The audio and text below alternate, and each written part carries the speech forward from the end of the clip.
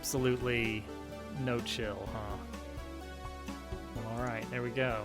All right, hold on.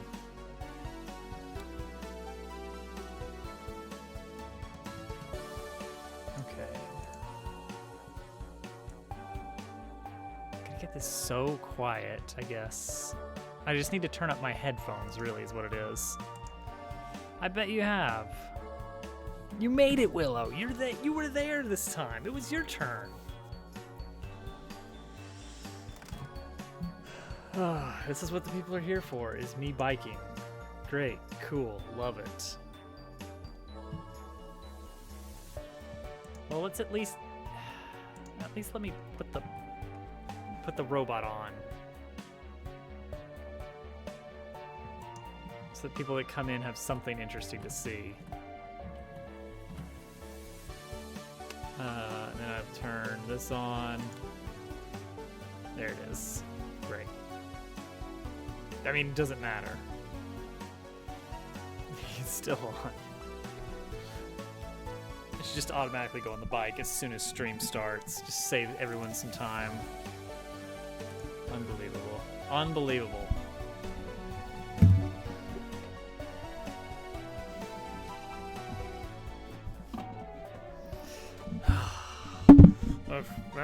Friends like these. All right, let's get going. I'm sure I've seen you on the title screen at some point.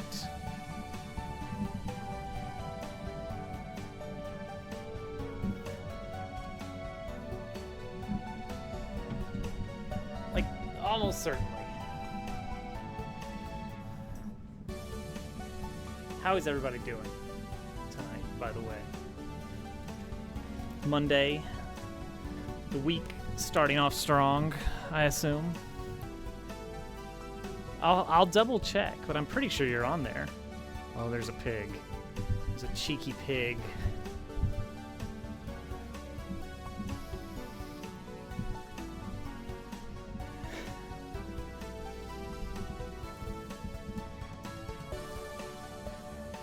Cannot wait to sleep in, man. I'm exhausted from... I'm mentally exhausted from work.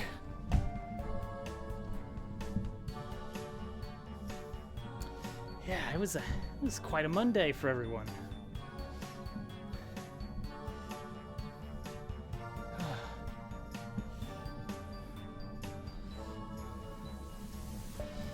Only a minute and a half in. What the heck? So we got almost time for back to school. For all of you that go to school or work at a school or are tangentially somehow involved with a school. Yay, work. Is there a P.O. box? I do not have a P.O. box for the Pokemon cards. There was a time, very briefly, that I opened a P.O. box specifically for one package, and then I let it expire. How will we send? I don't expect you to send me Pokemon card packs, as a matter of fact, so that's how. You can send me Pokemon card packs in spirit.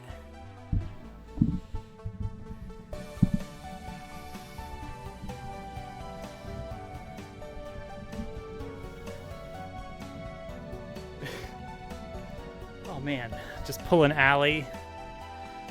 Just post my social security number, credit card number, the works.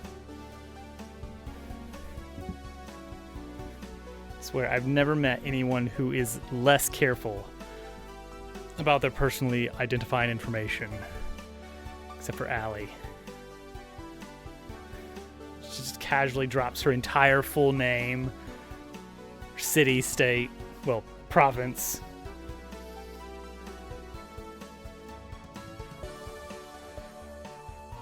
What's the limit on it? You know what? I've never bothered to ask. Because I'm... Well, now the bot sounds really quiet. Dubu, thank you. for 31 months. I was like, what is that distant noise I hear? My sound settings are all screwed up right now. It's fine, it's fine.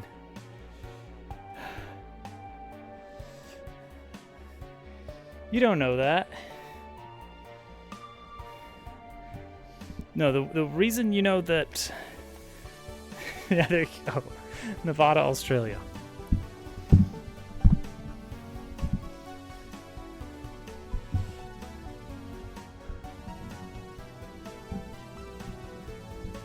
I'd be talking about Bluey even more if I was from Australia.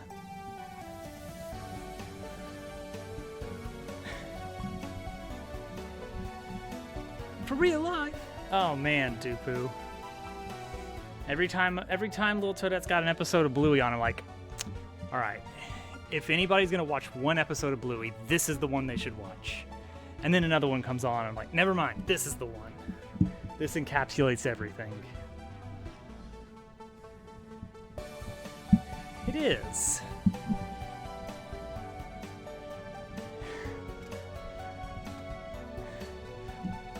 Take my longitude and latitude, please.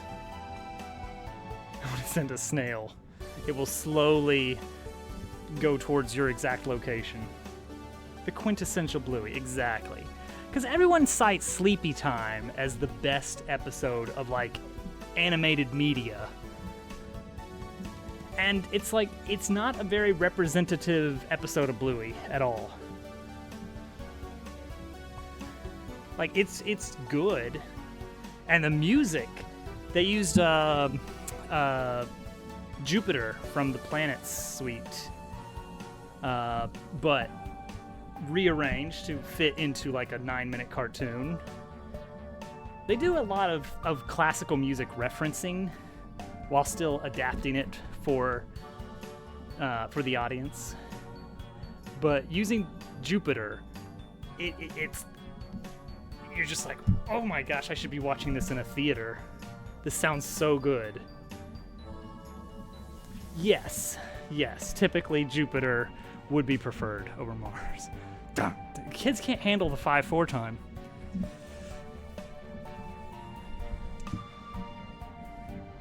This like Sleepy Time has like this lingering shot of a toilet at 3 a.m.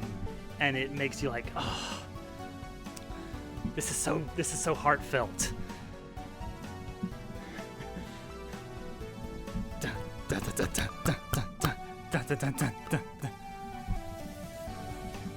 It's basically the airship theme.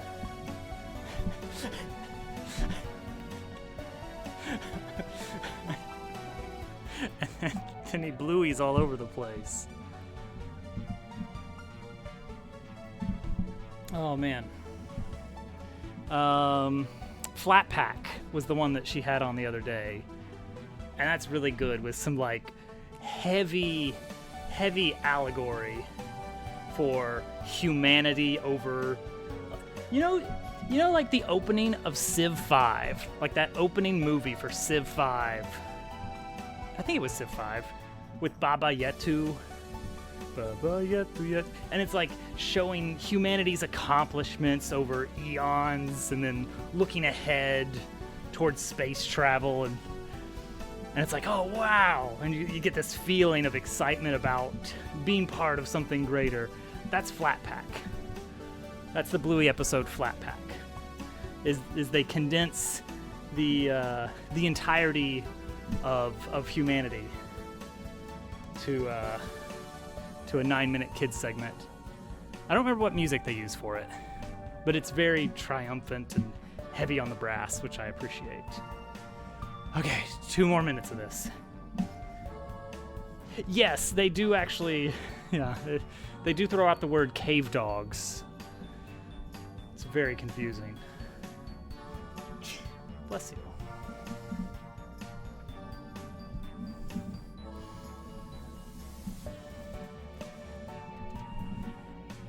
Let's see. One of the more recent episodes. Oh, there goes the monitor. Hang on. It's getting up in years and needs me to wiggle the cord every once in a while to keep it from complaining. One of the more recent episodes is no. You're getting a double by me soapboxing about Bluey episodes. Okay, we have 1.5 minutes left on the bike, and then we can actually get something done. We have a mic stand up here. The Bluey episode, The Decider, is a more recent one. And it's a very... it's definitely not subtle, but it's not super over the top, but is a heavy metaphor for divorce. And is, like, handled gracefully. I think Dobbs would be... I mean, yeah, I'd be on the bike all night if I let you guys just spin points 10 minutes at a time like this for a while. It would definitely soak up some of the some of the points from the economy. Okay, 30 seconds. I need a drink of water after this.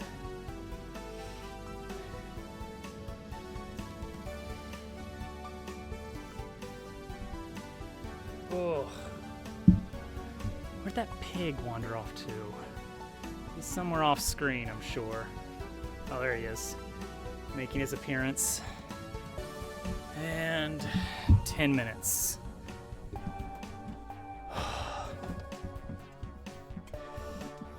Why does the pig look so angry? Because he's a villainous swine.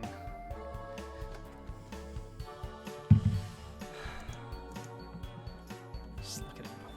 Just look at how angry he is.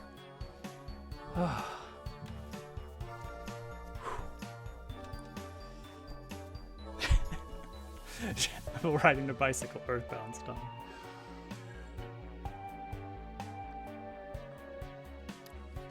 So it is written, so it shall be done. Dabble in the fire seat. No, dabble in the little front handlebar compartment like E.T.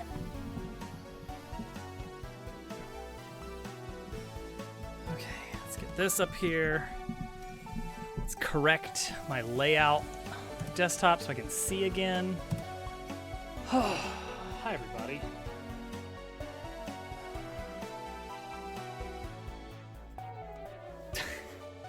And an orc for Theron. It makes sense. It makes sense. All right, well, I've got work to do, apparently, tomorrow night in my normal time to work on the game. Is Audacity just that loud right now? Like, its playback volume is so tiny.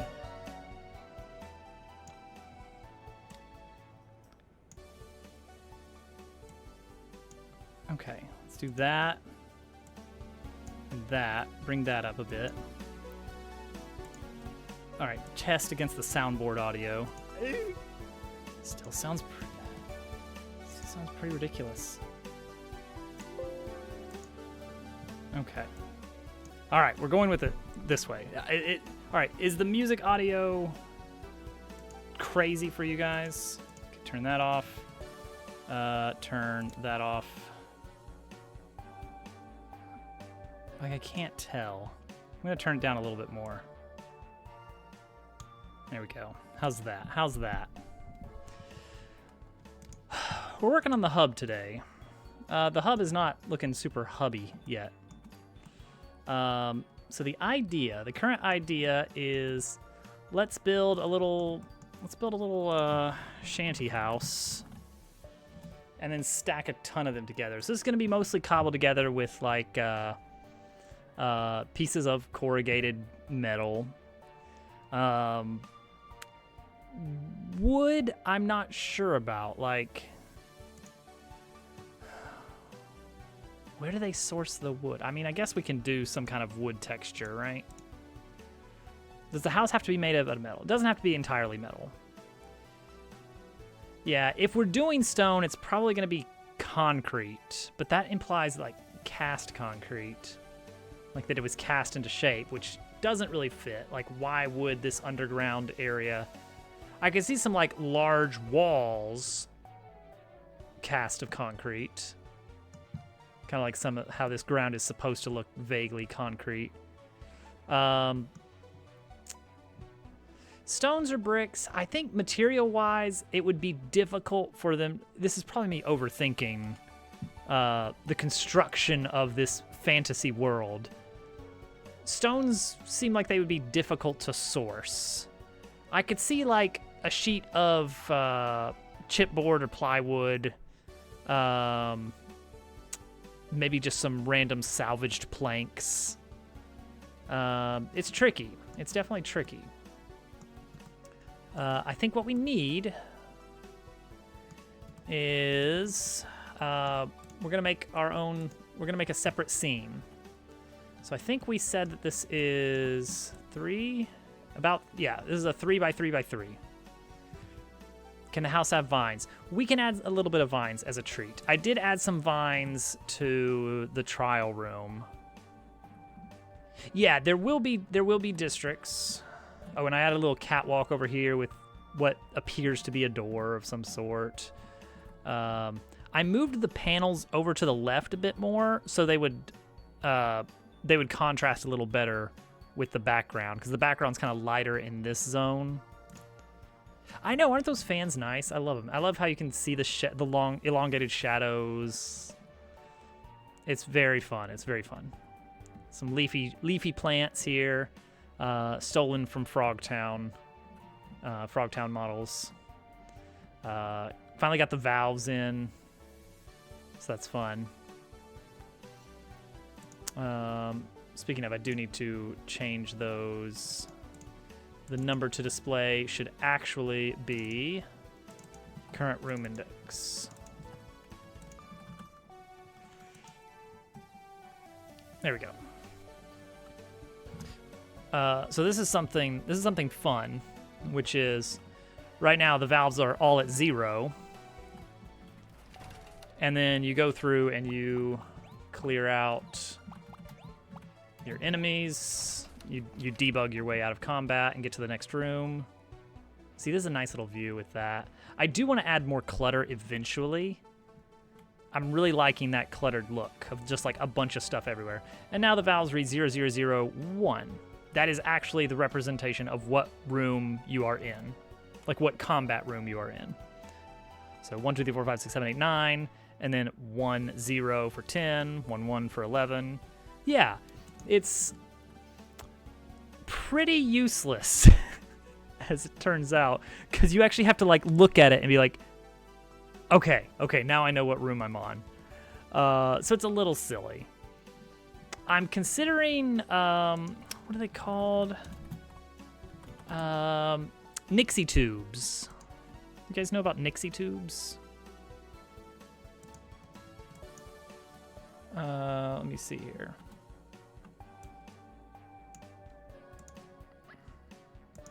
Come on. Is this gonna work? No, it's not gonna work. Yeah. Well, some people know about Nixie tubes. Open image. Nixie tubes. It would definitely make it easier to read what's actually happening.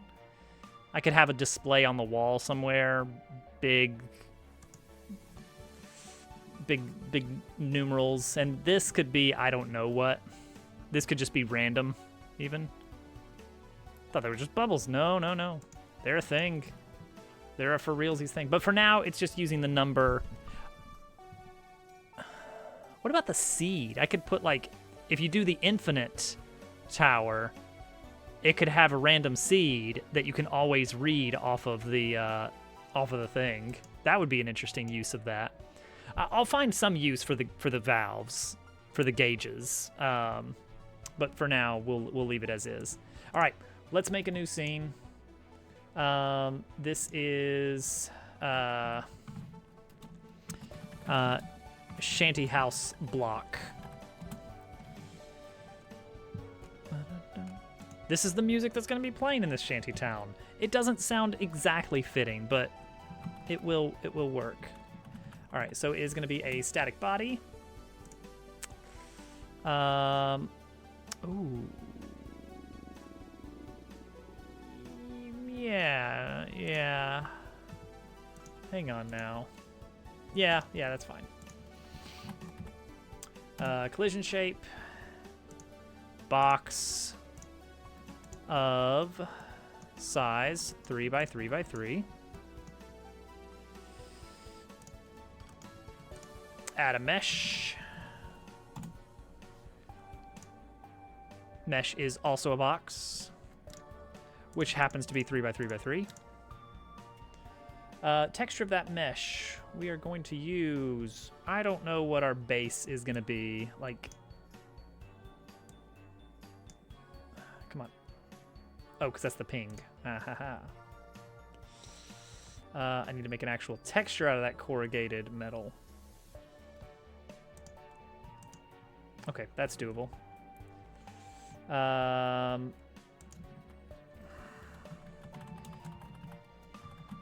Corrugated metal texture, which is going to use the corrugated metal ping. It is going to be triplanar. Yes. Shanty house block. We need a new folder for drain pipe. The town of drain pipe, as it will be known.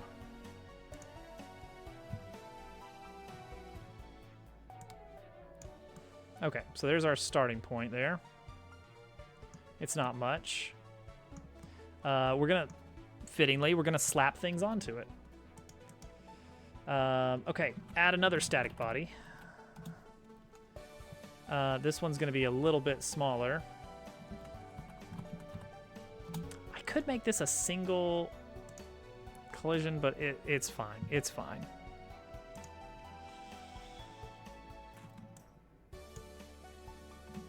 Okay, move this up by 1.5, so we get the right size here.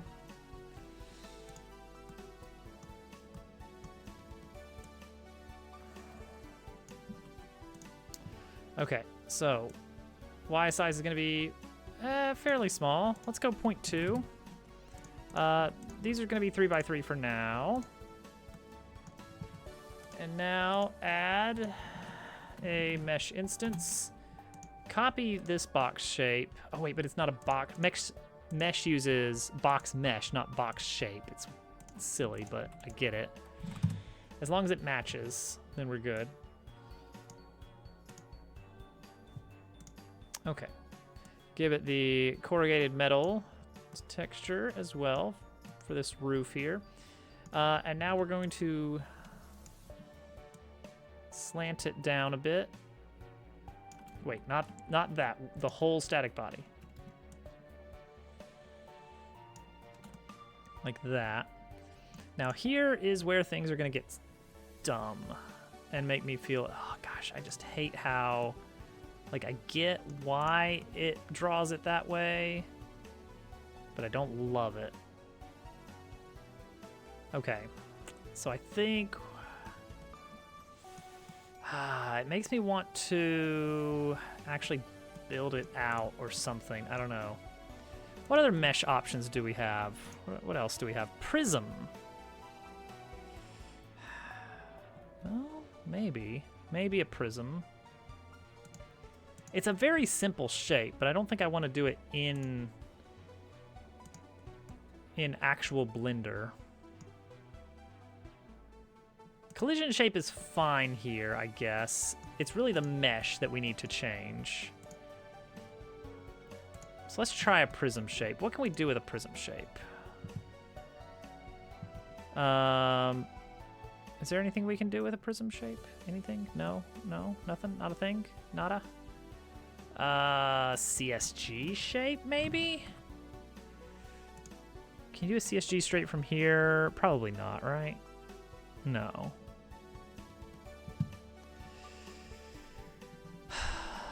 I guess we'll keep the box mesh and we'll just make it slightly smaller.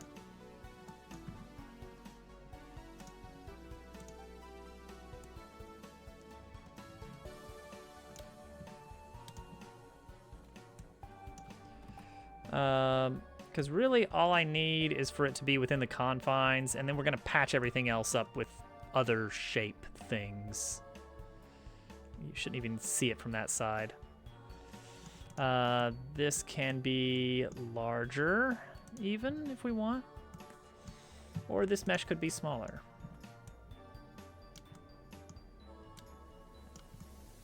As long as the height lines up about right, then we're pretty much in the clear. Yeah, that'd be fine. Now I'm thinking, well, you know what? Now, see what I'm thinking here is maybe not. Maybe what we do is we do let it extend to the bounds and we draw the upper mesh higher. Nah. We're just gonna try some things, see what happens. Try some things, see what happens. That's tonight's goal. Duplicate this. Pull it up, resize it down a lot, just to fill in this gap a little bit. Does not have to be perfect. There we go. Why is that Z fighting with itself? Oh, because that lower one will draw over. I see why. I don't think that's necessary. I guess I don't.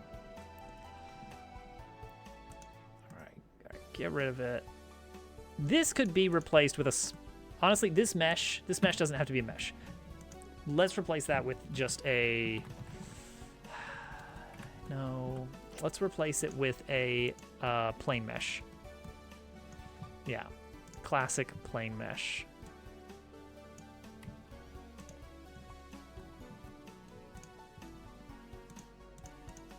Everybody loves a good plain mesh. Okay, 3x3. A plain.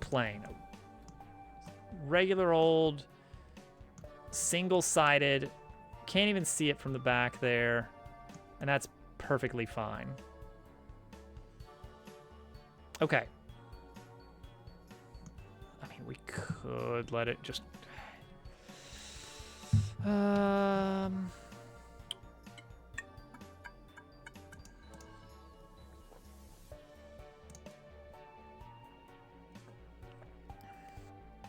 Transparency. Do we want to do anything special with that? Are we good? Are we good? We're okay with it being cold on the back. I think so, because otherwise we get weird effects, and I just don't want to bother with that. You're almost certainly going to be seeing it from, like, here.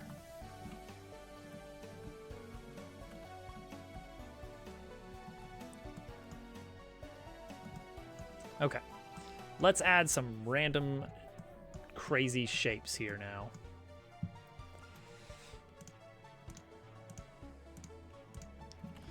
Let's add a mesh of a box. And let's give it one of these lovely textures.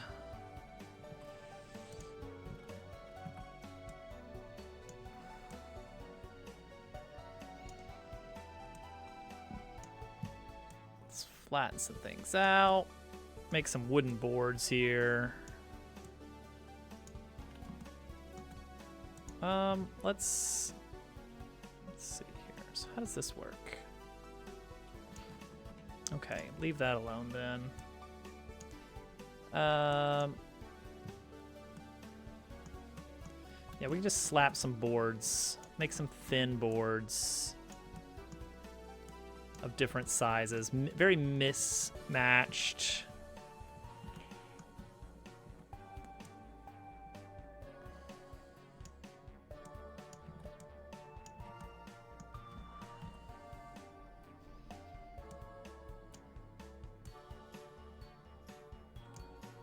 Something kind of like this. Just have a few things like that scattered around this thing. Oh, that means we probably do want to have like a... All right, this box is going away. This mesh in the middle is going away. Right now we're just building things out of this.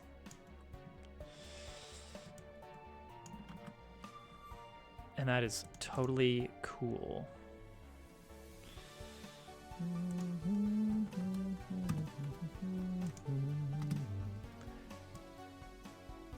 Yeah, it's gonna be a little see-through. It's fine. We'll put up. I know what else we can do here. A little bit of this would be cool.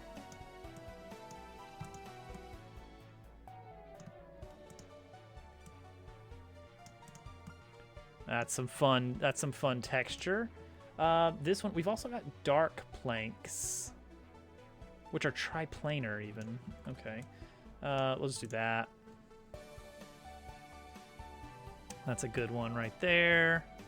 Look at that. Add this here.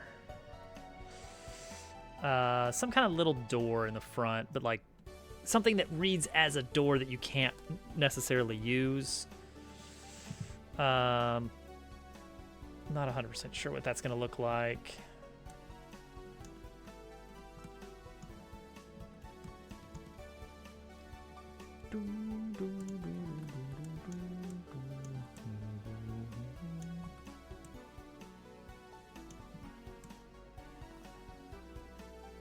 These boards are all a little bit too high up. We're going to bring them down into the floor a bit. That is fine.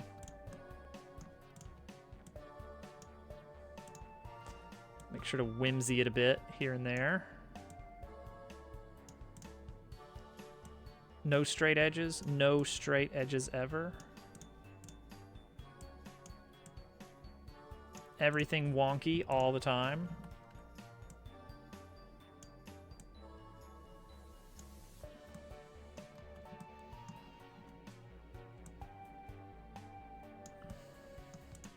Looks pretty good. Looks like a good shack there. Hope this isn't your level. Gosh, that would be embarrassing.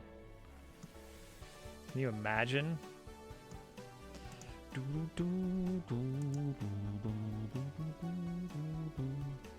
Oh, I've also got that lattice texture. That could be pretty handy.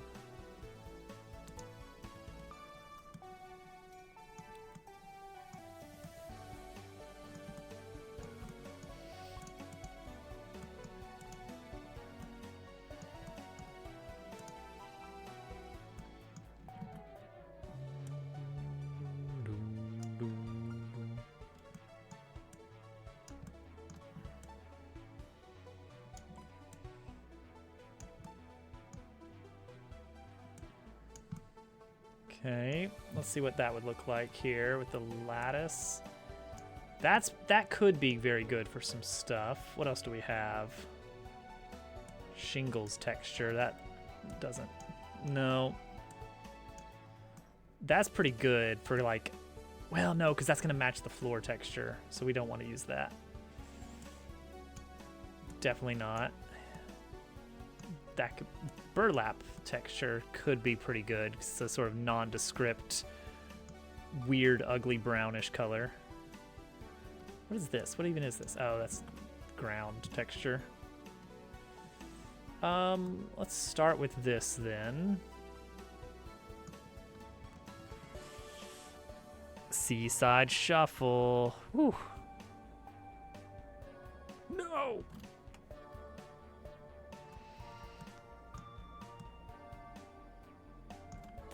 Let's just duplicate this one for the other side. Tilt it a bit. There we go. Yeah. Look at this lovely little terrible place to live. Has no way in. We do want to move the whole thing up a bit. I don't want to... I'm going to move the whole thing up instead of the root node, because I want that root node to be easy to plop down. All right, let's start with this. All right, get rid of that. Get rid of that.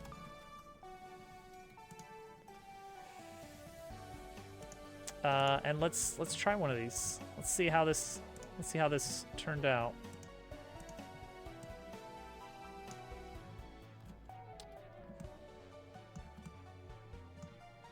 Okay, okay.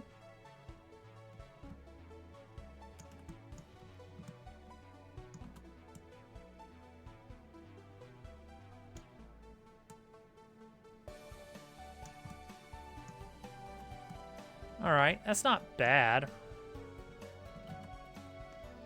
So it has an actual hitbox that is slanted. So you could actually walk up these. Good cat, good cat.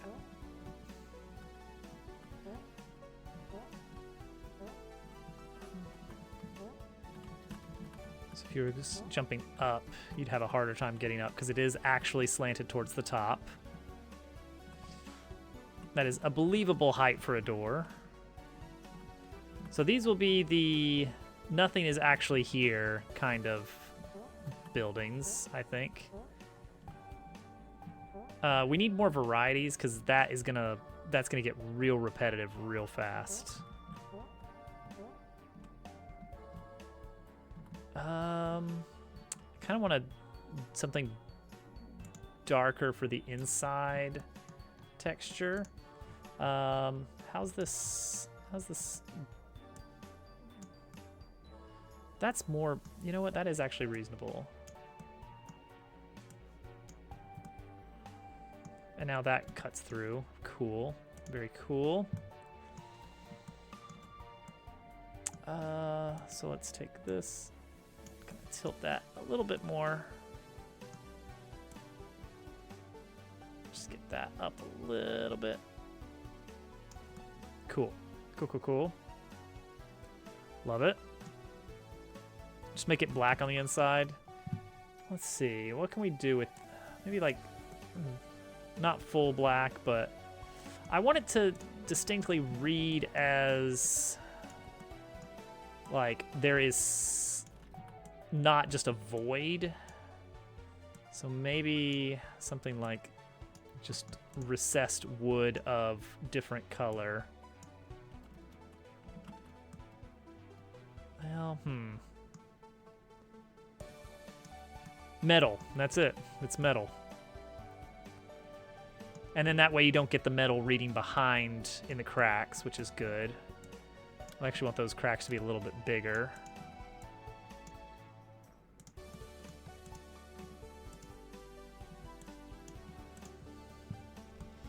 Yeah, like that.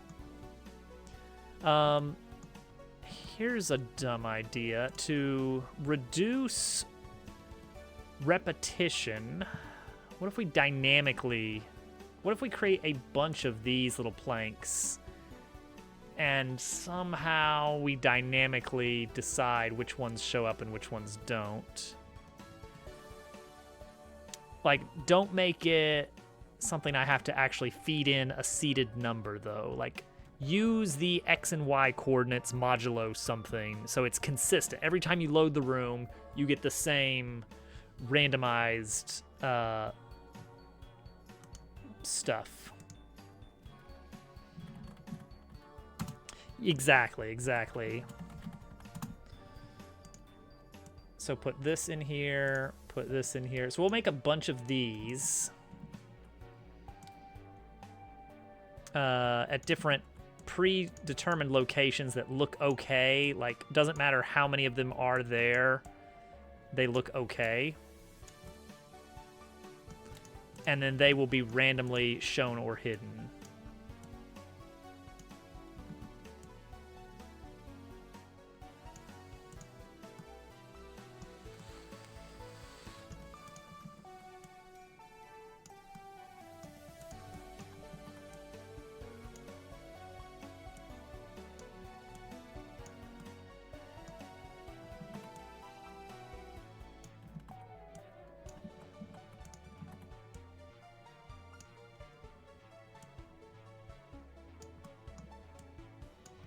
So I want no overlaps. They can be very close to overlapping, but I want no actual overlaps.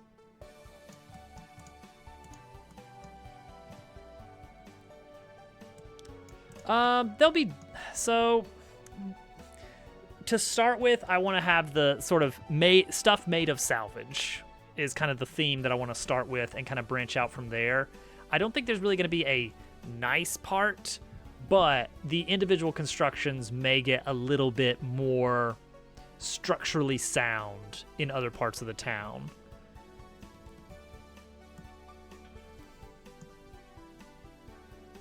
That could be interesting.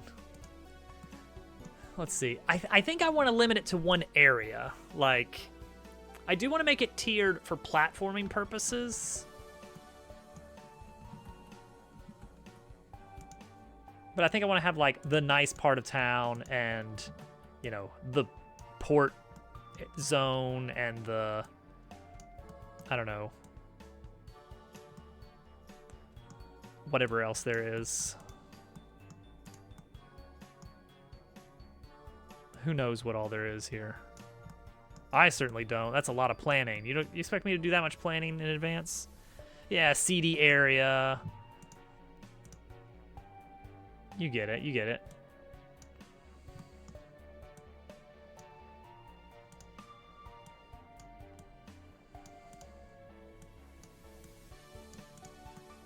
Okay. So these are our randomized ones, and we're going to randomly pick, like, 3 of them. Plenty of side. Like, I think every zone will have multiple side quests tied to it, because that's just a good way to add flavor to the world, is occasionally you can, for an optional reward, go do a thing, and I'll even track your progress on a big list of all the side quests in the game so that you really feel compelled to do them all. That's what people want, I'm pretty sure. Let's see here. Shanty randomization. Cool. Great. Let's see. Let's add a child node here for...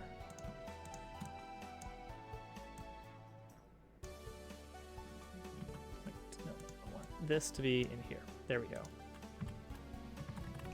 Things to randomly delete. Hey, it's a human of some sort. That's cool. Don't need any every time kind of stuff.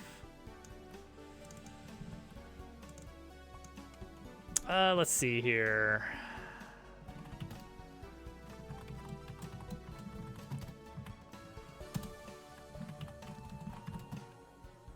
What if I make it percentage based instead?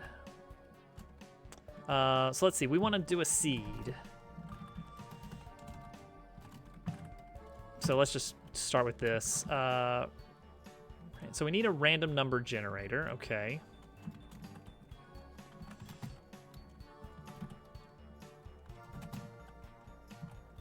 .new, do I pass this a seed or something? How does this work? I set the seed, okay. Okay, I call set seed or .seed equals. And then I can just do rand f. Okay. Cool. Cheer 25, we should put little lizards on the pipes with the gauges. Little lizards. You're absolutely right, I should. You know what, Willow? Maybe the next time it's time for a stream derailment, maybe that is the derailment at hand, is making a little lizard to put on the pipe. I don't know. Maybe that's what happens. Oh, now it's a choice. Hey, Short, made your first mod in Dark Souls. How did that go? I don't know much about the modding scene.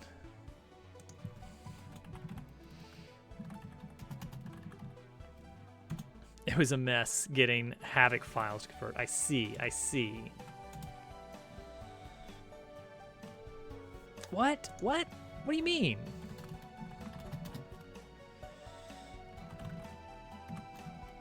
What? Why would I ever do that?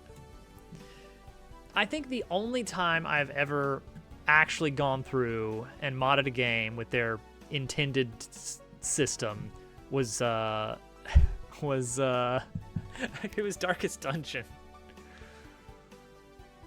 It's really good, Casual. Like, so far, this is one of the catchiest songs that you've set up for the game.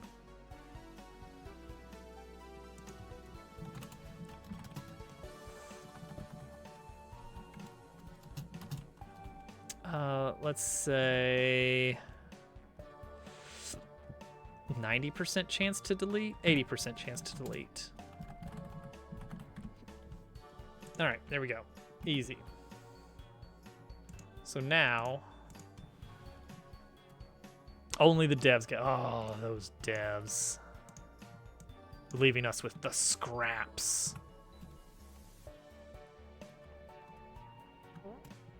Okay, so this is what seed 123 turns out to be, which is fine. And so now we're going to change this code a little bit to use the global position. Let's see here. How would we do this? Let's say floor. Let's make that a little bit easier. Global position. Take the floor of the position X mod. Wait, F mod, float mod. Over, I don't know, 100. So this is going to give me a 2-digit number here. Right? Is that correct? That's a 2-digit number. And I guess it needs to be positive. So our X position, take the final 2 digits of it, not counting the decimal places. Let's do it like this. Do that plus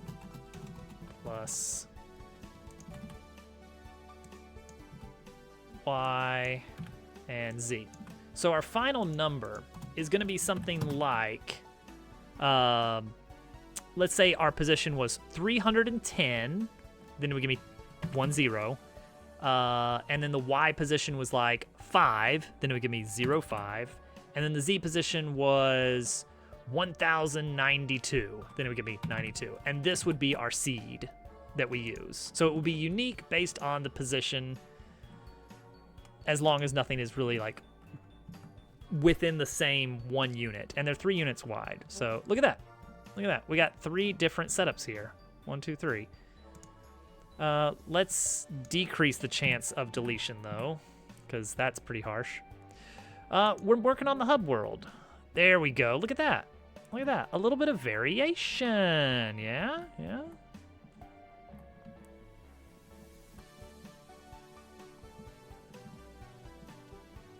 Yeah, so we got 3 little houses, and they're all a little bit different. I kind of even want to go less. It's going to take a while before we get to the vines. Vines are usually one of the last things we add in. So we got to be ready for that. I'm afraid so, Willow. Because we don't even know where the walls are going to be yet for this area. We don't know where the houses are going to wind up. So we want to make... The first thing we want to do is we want to create some building blocks. For instance, this is a 3x3x3 block, and we can just position that, and we don't have to worry anymore about the individual planks. It's all one block that we can just toss wherever we want to. And we want lots of that.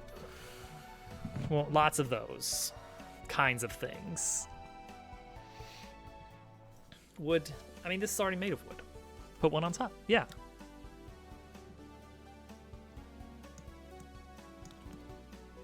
Probably not the prettiest. Yeah, we can copy and paste these things. And that's what we've done right here, is made it so that when we copy and paste them, they look a little bit different. The planks that show up, it's not the same planks on each one. Like this one has 4 planks on it. This one has 5. Yeah, that doesn't work perfectly well, but it's like, it's not terrible yet. If I sink it into it a bit to cover up the roof, that might make it look a little bit nicer.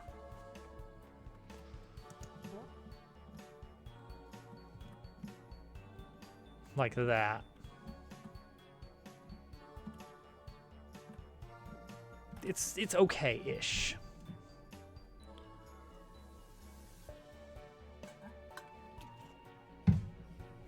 See, it's gonna be weird because I'm planning to have some like lizard dudes in the desert zone that we create later. Like in several months, we're gonna create a desert world. What if you put the third one back and make the one on top? Oh, okay, like House of Cards kind of thing.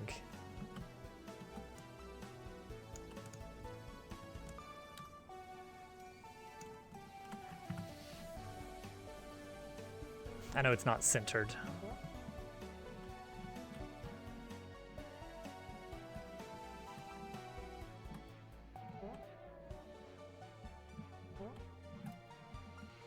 That might be high enough. Yeah, it's kind of nice that it's not centered, honestly. So I can center these things, but because I made them 3 units, if I hold, well, for anything, if I hold control, it moves by exactly 1 unit. So I like working in whole numbers because I can just have things like, oh, as long as I'm always doing this snap drag, then I can line things up very easily. At least to start. And then I can start tweaking and making things a little bit wonkier. Something one without a roof. Yeah, that's definitely doable. I think we could make a variant of this. Either that doesn't have a roof at all, or is just taller.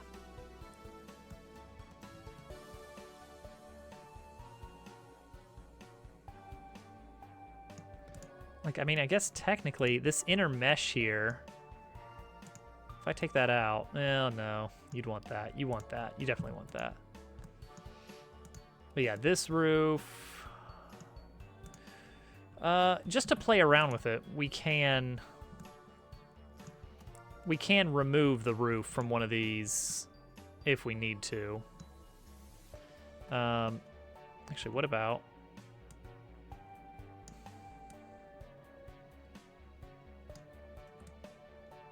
There we go. Roofless.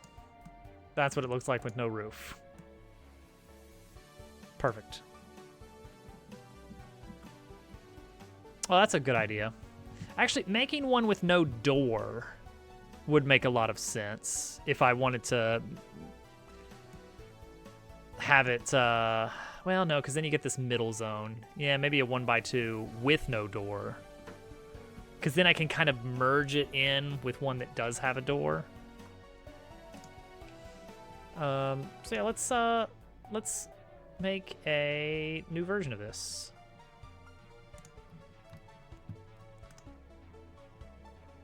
New inherited scene. 2x1. We're gonna move this over 3. 1, 2, 3. We're going to make this... Oh, I gotta be careful about the collision shape. I have to make sure I make unique. 2, 3. Because otherwise it carries that change over to the original one. 1, 2, 3. Mesh. Size 6. Oh. Maybe it'll just be easier to just resize it. Just double the scale. Not like that. Position, move it over 1.5. Yeah, I get you.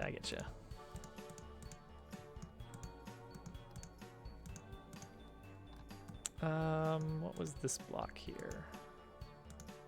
Is this mesh here?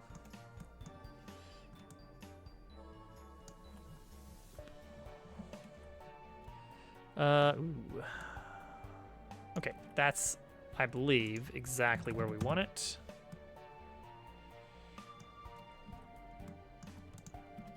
Okay, so next, I'm going to deal with these planks here.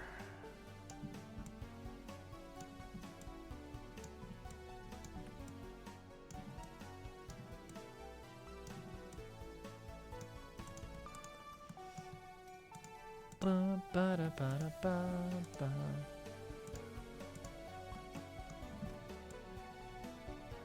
2, 3, except squish it over a bit.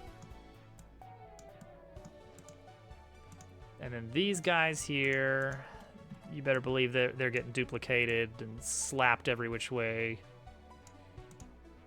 Because we can just place them over wherever we want.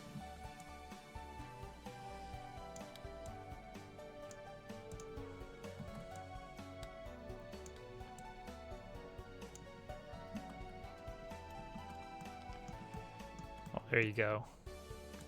Snowboarding. Naturally, snowboarding.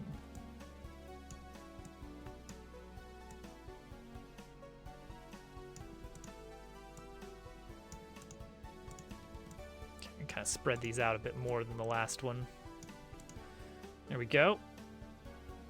Looks all right. Looks all right.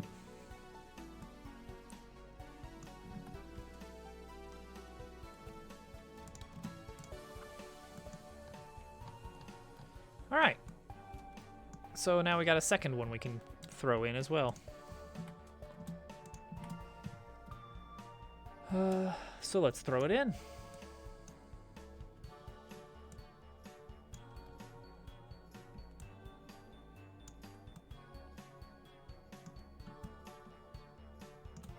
You don't think so? You may be surprised.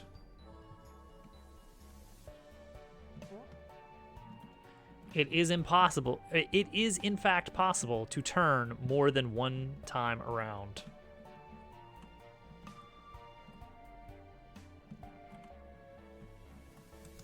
All right. What about a little street? Let's try a sample of what that would look like.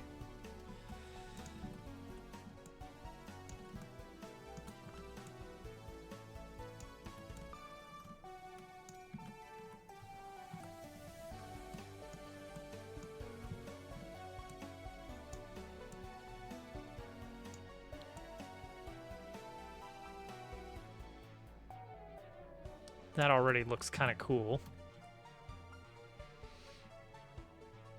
Okay, so I got to make sure that the camera will lock on to some central point that follows you. But this is to make sure that you can't do like this, because that is a problem if we allow that to happen.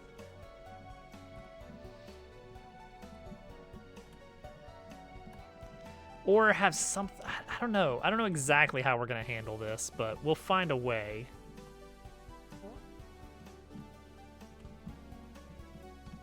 All right.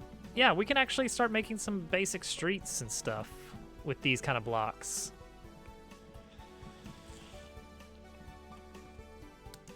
Let's actually remove the ceiling.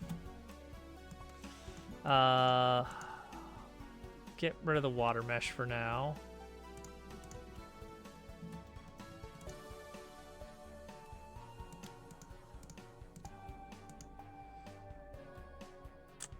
And let's start really building something here.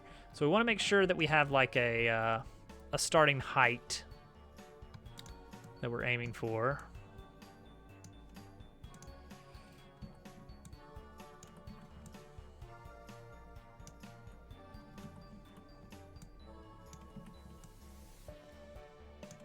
Okay. Now let's go pretty big here.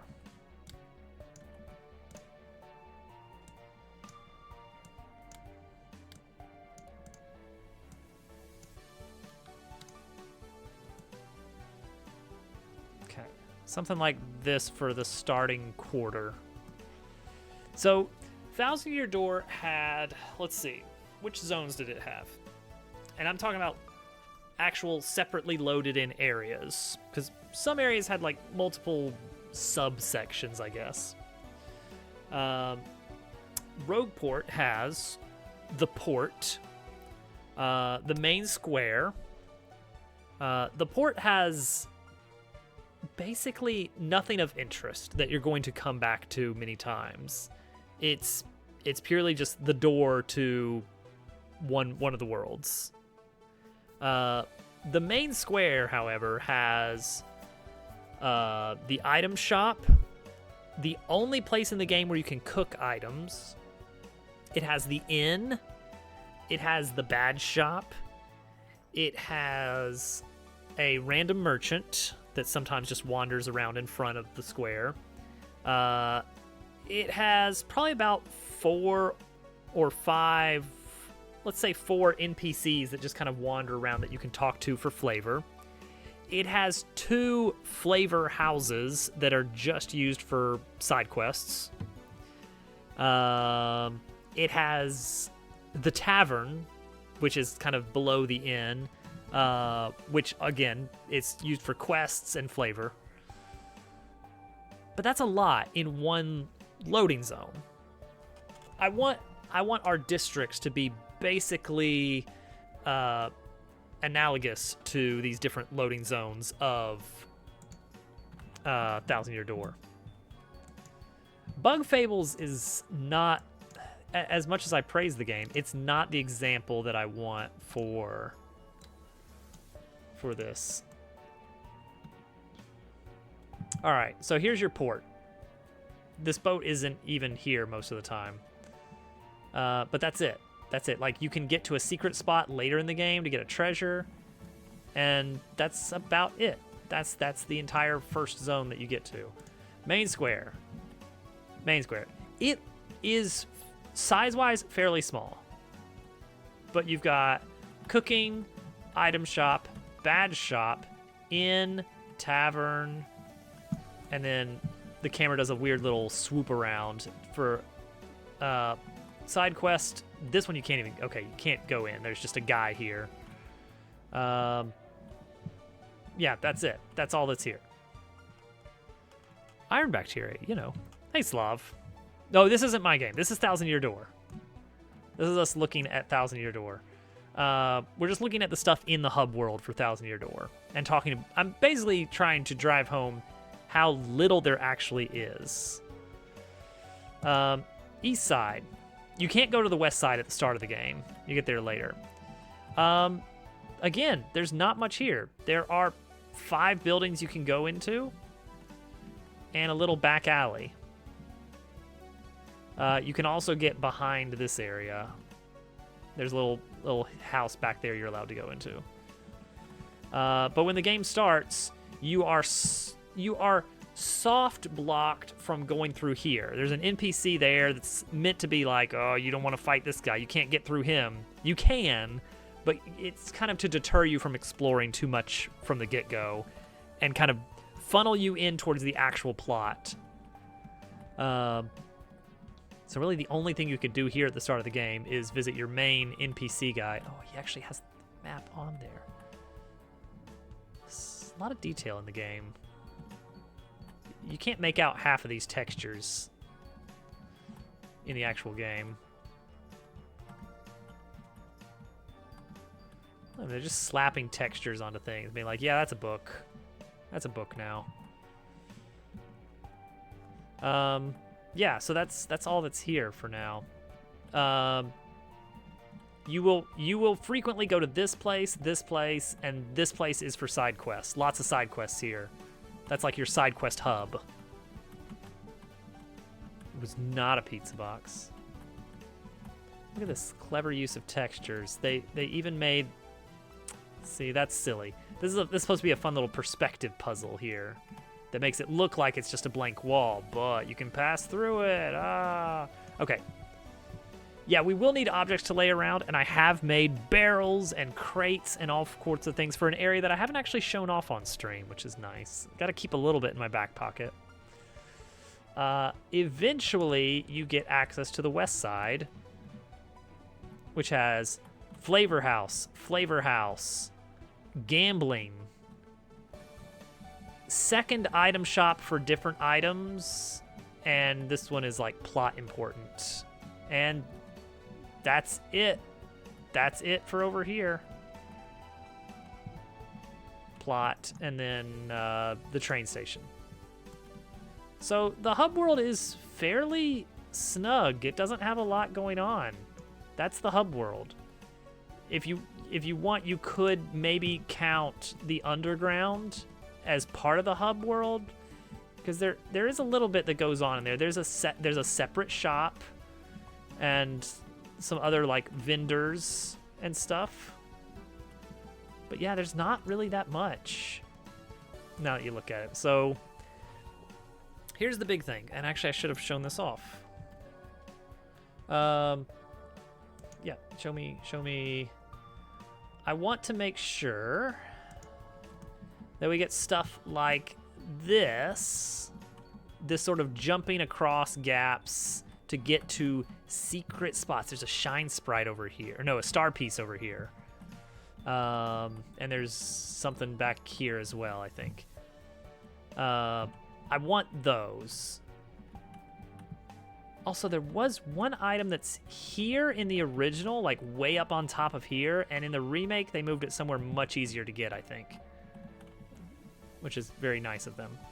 But yeah, I love that. I want you to be able to kind of explore it like a little bit of a playground of running around. What is going on with the UV mapping here? What were they thinking? I hope somebody got fired for that blunder.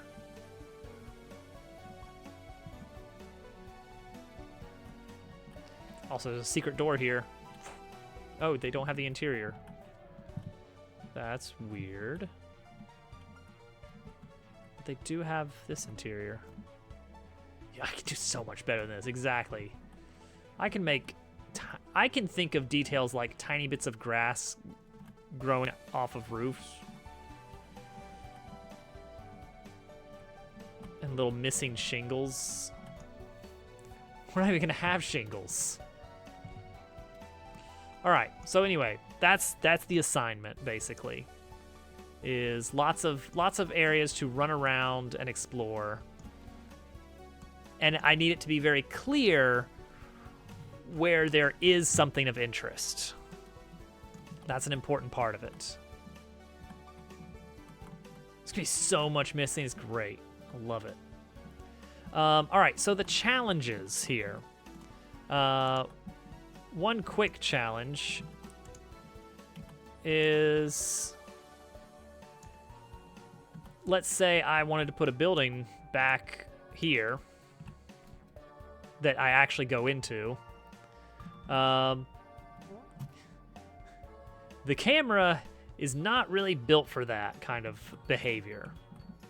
So I really want things to be kind of, you're never having to go around back corners like this, ever, if we can help it.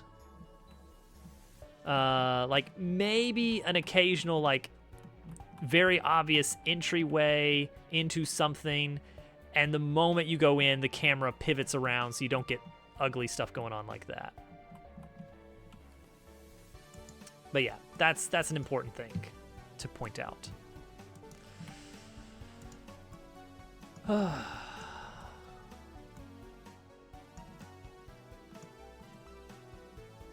We have our work cut out for us. That's a lot of the reason I want it to be kind of tiered, is because it makes it easier to work with. It like gives me more real estate if I do something like that.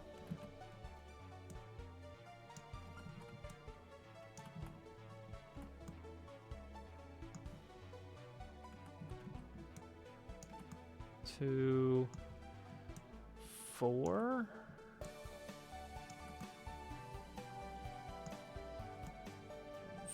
I think I want 4.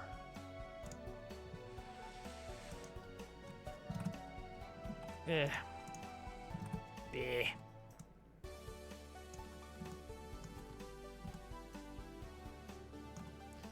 Do this. See, that's not the right height at all, but whatever. Cool. Oh, whoops. No. There we go. 1, 2, 3, 4. So we'll do things like that.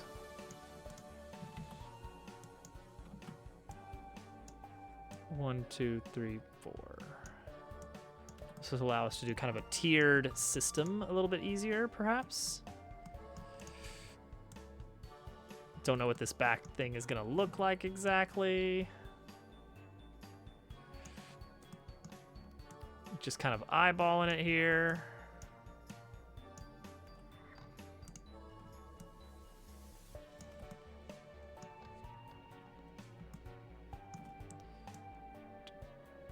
There's gonna be a lot of polygons here. This is gonna be nuts. I'm gonna have to do something about that. Like, this is gonna be too much.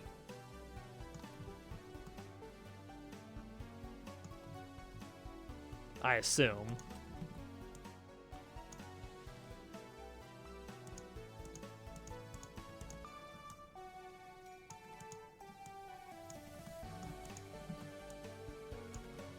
Like, how does that look from a distance? Well, for one thing, you can't even see it. It's so far away. But it's up there.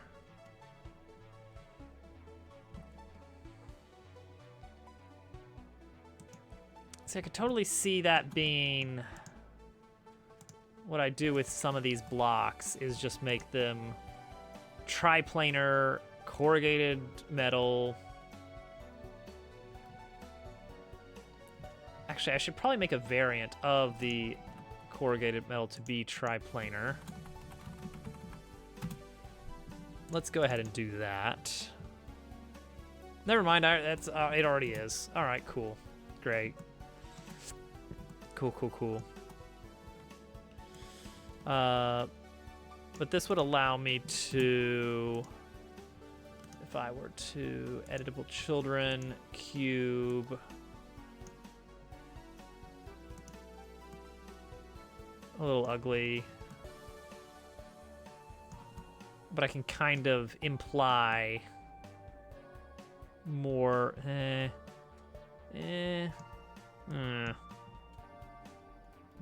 Okay, maybe that's not what we want. Maybe we can get rid of this though. Bring these down a bit. Make one of them up a bit.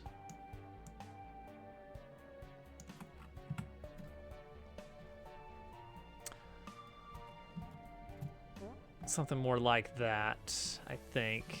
We're getting there. Okay, so this, we need to get rid of this entirely, I think. I don't know. What is this? Why is this here?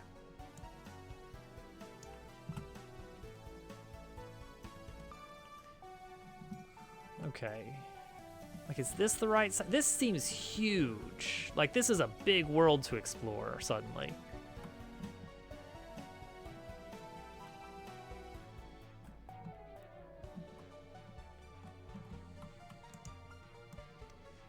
So it's probably not going to be quite that large, but we're approaching somewhat of the right scale. All right, take these, move them over here, move this over. Imagine the water is cutting through over here. So we need stairs. Do we have an easy way to make stairs happen?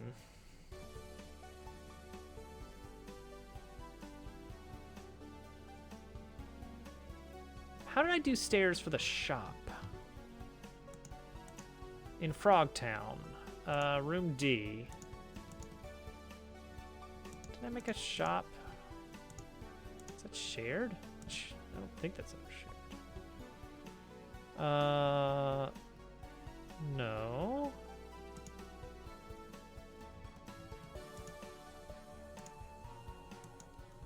All right, bring up room D. Oh, I actually did make That's part of the building is actual steps. But there's a secret collision triangle there, if I remember right. Somewhere.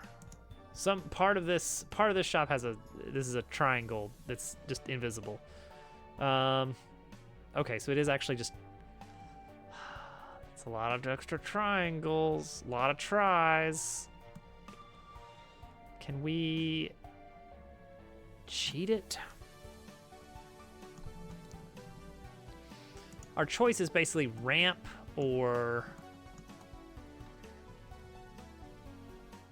not ramp. It's ramp. Our choice is ramp. Okay, give me a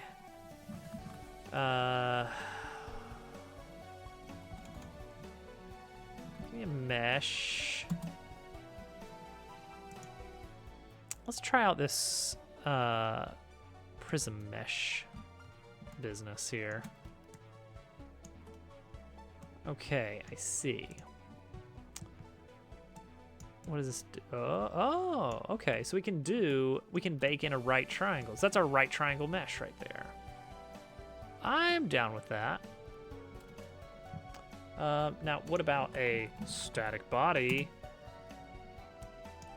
Whoops. With a collision shape that matches that mesh. Do we have prism as...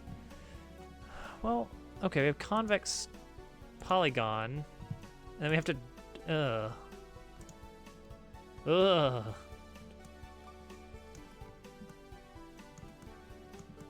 That's awful. I hate it.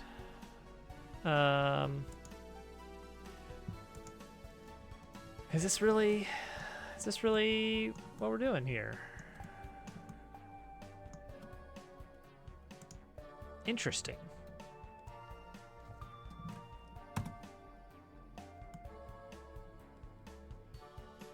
Oh, that seems awful. That seems... Hey, Prosto. Surely there's an easier... Can I just say, like, take mesh... Here we go. Okay, I knew it. I knew it was there. I haven't used this in months. There is just create a collision shape for a mesh. Yeah, sure. Create it. Okay, good, good. It does exist. 20 points. I mean, I think you'd get those for like 5 minutes or something. 20 points is nothing. They just hand them out like candy. Okay, we can go up a 45-degree angle without any real problems, so that's fine.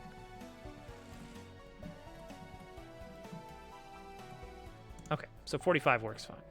That's the takeaway.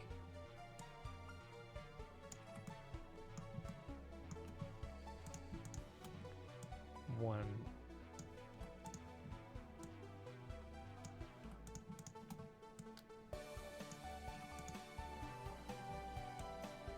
Okay, so we can give this one. Yeah, totally. Totally paper electricity. Yeah. We need a steps texture now. I want to use these colors here. Come on, snipping tool, give me the colors. No, give me... There we go.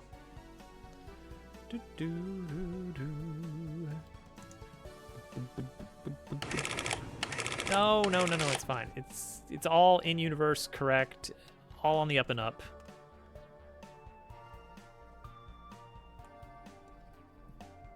An entity doing action with another entity, but it's not an actor.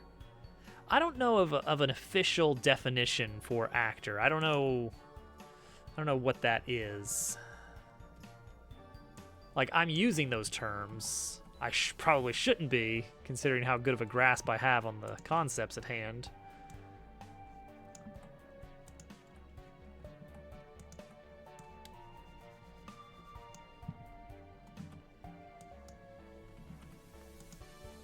That's almost like steps right away. So let's do line tool.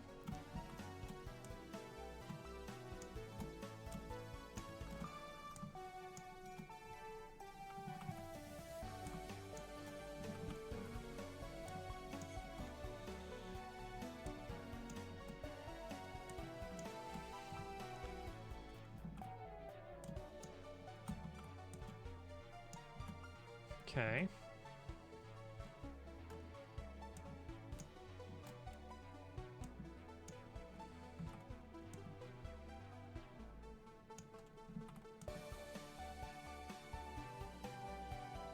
Right there and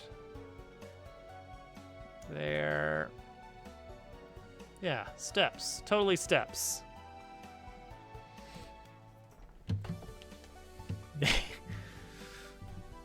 Doing action with another entity. Like what action do you have in mind?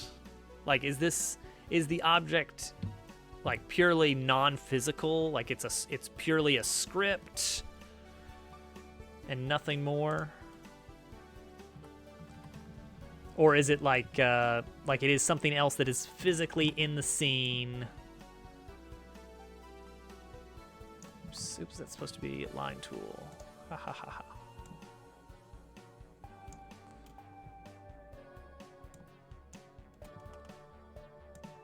All right, let's see if that's a believable stairs texture when you really get it going. Okay, so basic rules for them to decide how to move and stuff.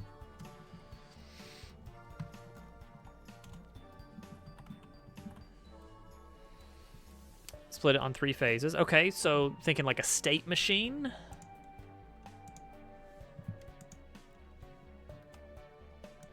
That might be the term. I don't know. Observation, decision, action. Okay. Stairs texture.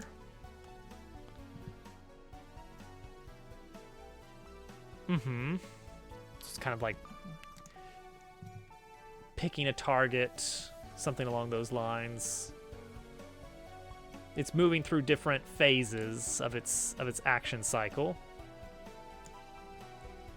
All right, so now I need a stairs texture.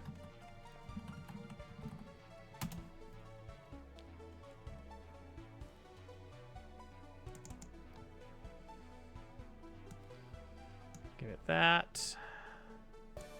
Plop stairs onto this, and then adjust the UV to our heart's content. Right. Yeah, I mean that sounds like a state machine of sorts. Yeah. That's not an uncommon way of handling that.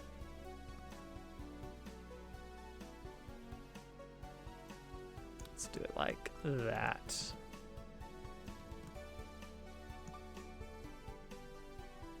Yeah.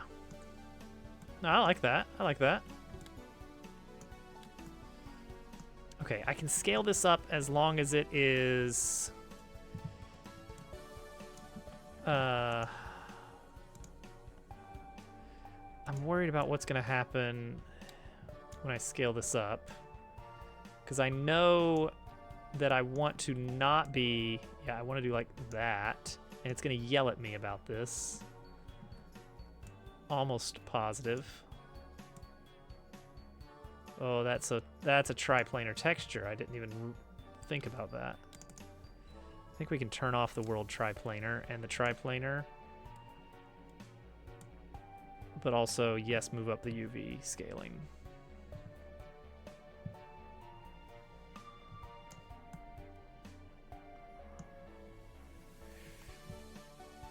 Hi, H. Mendoza. Everyone knows that naming things is the hardest part of any development project.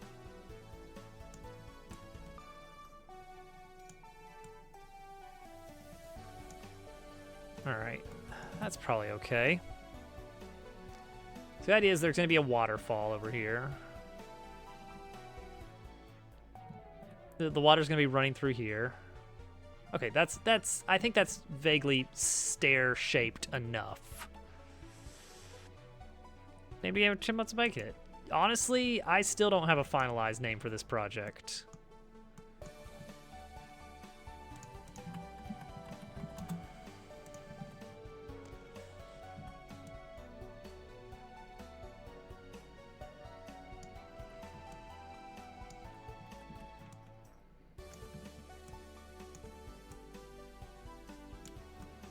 Actually, you know what? Just reset the transform on this.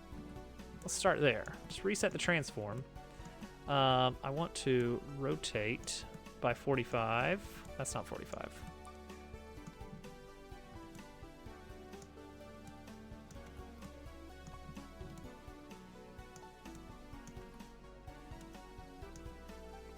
-12, -12.5. That lines up perfectly.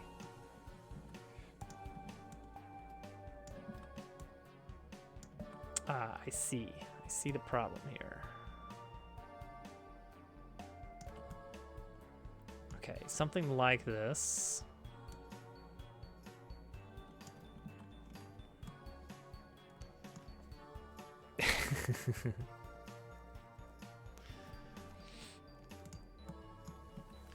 Well, as long as it's not about robots made of paper, then we're all good. Okay, so I want to go 1, 2, 3, 4. Something like this. I should probably be modeling some of this in Blender.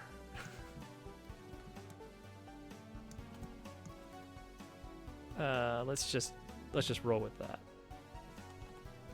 Make it a steel girder. That could be interesting. See, this segment here, the idea is that this is part of the original construction, like these stairs.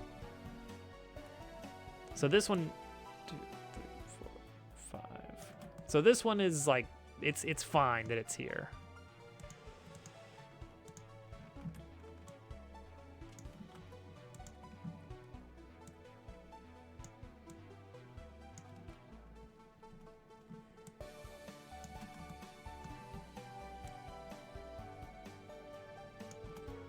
Okay, so we have something like that. Let's bring the water back out.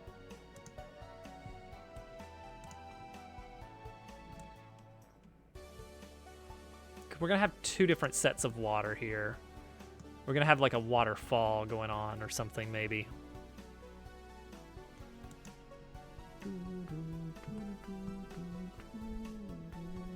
Why did I go with a...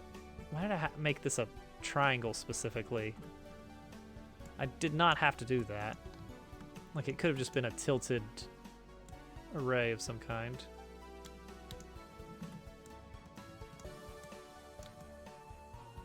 Okay. Check it. Looking good. I feel like there needs to be like a little bit of railing here. And I think we've already got a little bit of railing we can borrow from this room. Flat metal rail.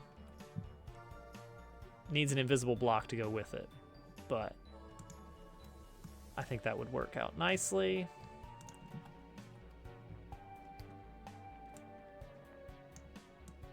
Let's plop that in place.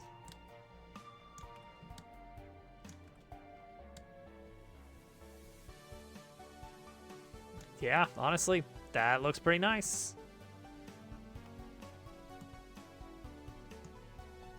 And then we can actually duplicate these stairs right over here.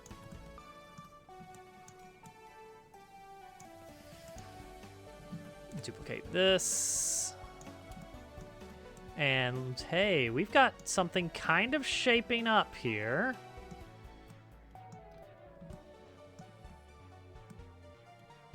Bridge is going to be, I don't know, unavailable at the beginning of the game.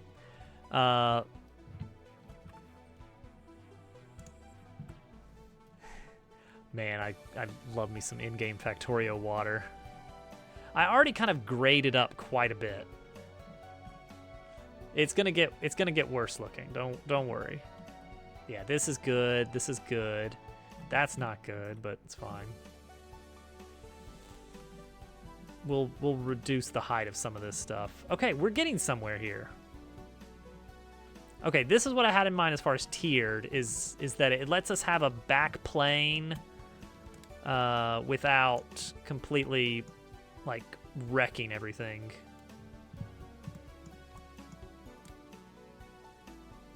Okay, yep. Now you can jump onto this, and then we'll be able to do something cool with that. Oh yeah. Nice tiered metropolis.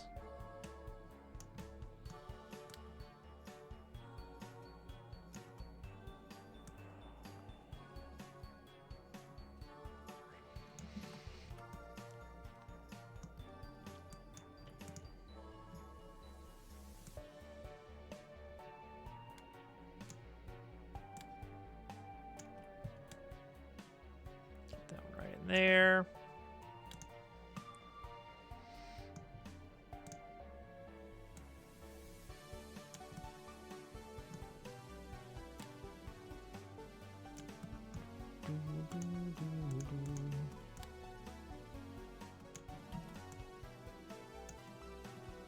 See, that doesn't quite look good, but I do want it to be kind of higher up. So let's bring all of these forward some.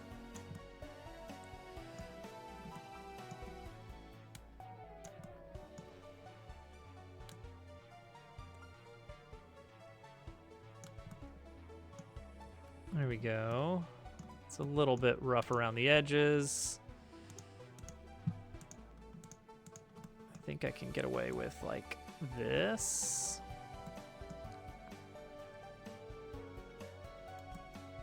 Something like this.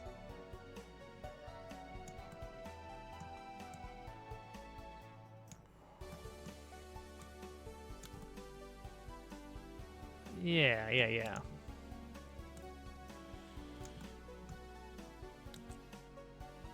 And this can be a little bit lower down in the ground. Let's see what we got here. How does this look? I think we need more vertical interest here. Oh, we are seeing, yeah, we don't want to leave that exposed. But yeah, you can just go out, walk around on the roofs, and that's totally fine and encouraged. And the idea is that somehow you'll be able to jump to some little extra treasure. Just don't know exactly what that little treasure looks like yet, but we'll get there. Yeah, as it stands, this is a little bit too, I don't know, prim and proper. This is actually okay here if we wall things up a bit directly behind it. Basically make it so that you can't really get the camera stuck behind there. But then that's like a cascading issue of, well, now you can't go behind here, and so on.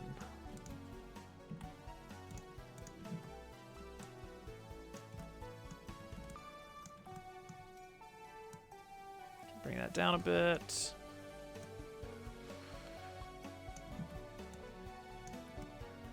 Like that. They can overlap, and that's fine.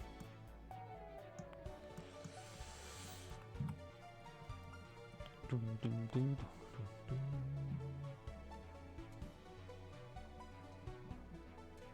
need to get some more water up here and then put a waterfall in front of it. So how do I keep you from going here until you're past here? Basically, I don't want you going anywhere beyond this line.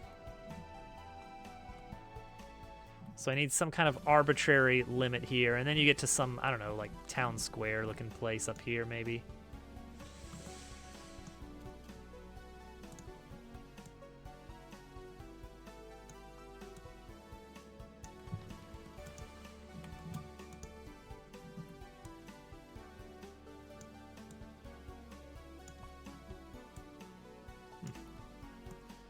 That is interesting, but it won't clip well.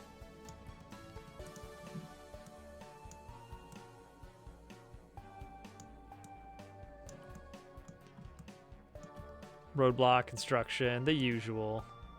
The usual video game contrivances.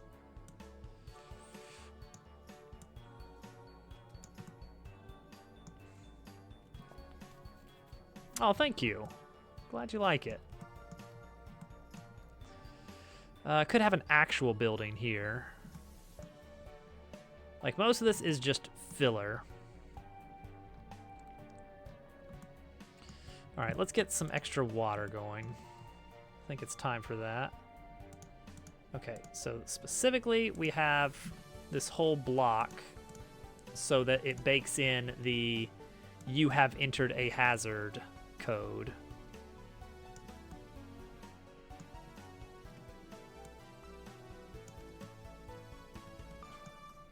And also, there's some definite issues with the draw order, so we can't have them actually visible from the side. We need to deal with that a little bit.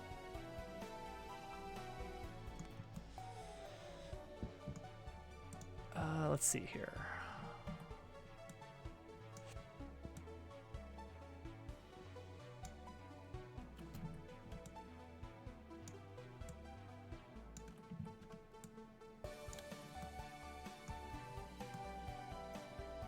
That definitely blocks some of it, but not nearly enough. We need to get the waterfall from room G and recolor it to match.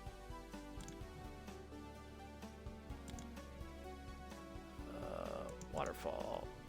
Yeah, this guy right here. Oh, it's a double. Okay, I don't want that, actually. I want just this much and this much.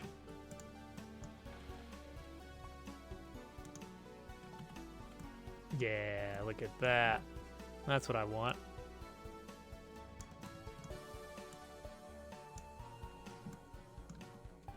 Now, again, we have the draw order issue, so we got to make sure we are viewing it from the correct side.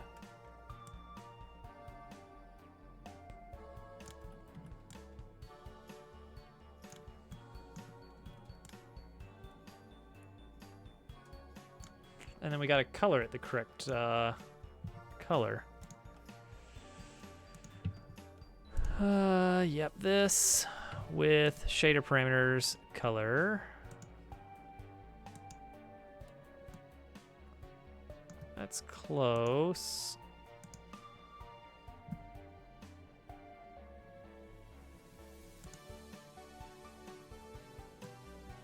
That'll probably work.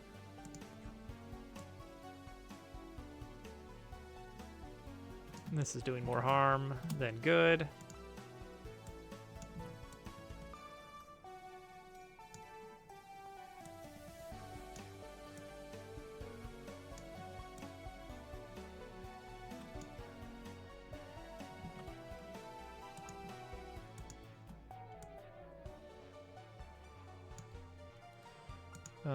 Mist, move that over. Maybe? Is that okay, maybe? Can't quite tell, but seems all right.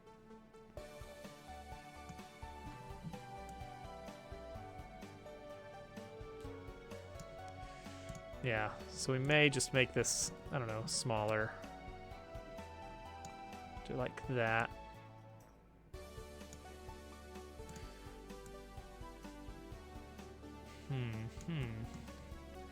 Gotta make sure this transition is not super awful.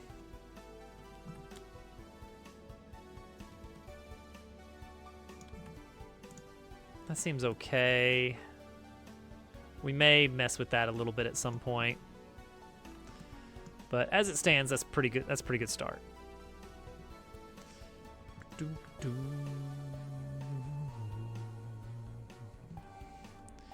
All right. Oh, and we need the audio as well. See, that's fine from here.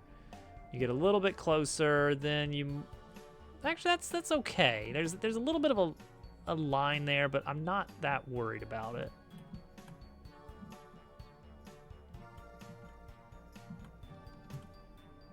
Cool.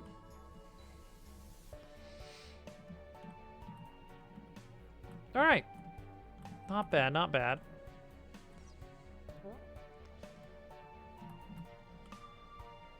Like, there definitely could be some kind of, like, not really a puzzle even, just a reward for exploring. Like, even if it's just like a little platform here with a treasure chest on top. In fact, why don't we do that? Why don't we just do that? We're allowed to. Let's see here. What is that under? Scene D has this little watchtower. Oh no, it's not there. It's in scene. It's in a whole other zone here.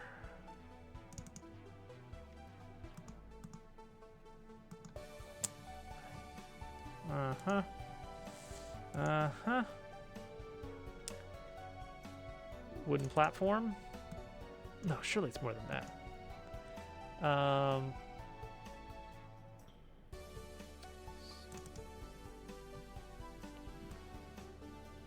Maybe it is just...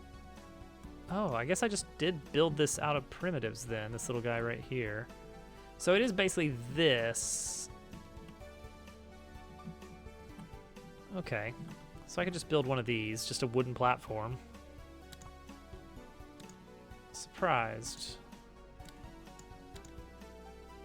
Oh, it's tower support. Okay.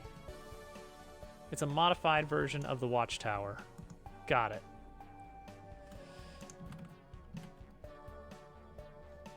Okay, we can do that. So we just plop our watchtower out here. And then get to modifying. Editable children. Just what do we do? Cannot operate. So we would just hide that. These would move down. Or these supports. Oh, those have collision shapes. Those individually have collision shapes. Thank you, Al. I don't like those individually have collision shapes. I kind of get it, but I don't love it.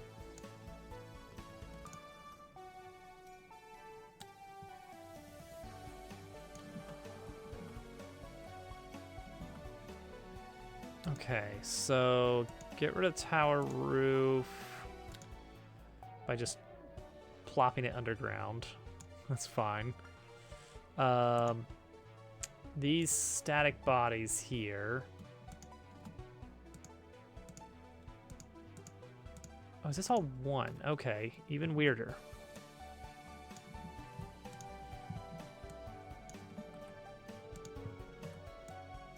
There we go. That's what we would want, I guess. Huh. Not a huge fan of it.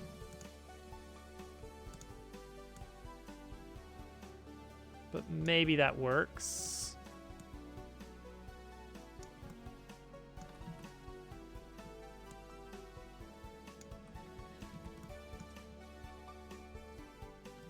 Because then you can have like this going on. Actuator is the term. Okay.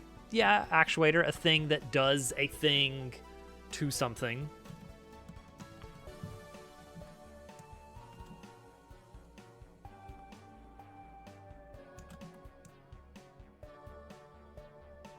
Yeah, you could still kind of get the, you can still probably get the camera stuck behind this. Yeah, it makes sense. Like, if you're working on your project with multiple people, then you do have to put a lot of extra thought into making sure that your terminology makes sense to the other people on your team. If you're working solo, then your terms only need to be meaningful to you. But you have to be defensive about it because the you from 6 months ago will not be in the exact same headspace.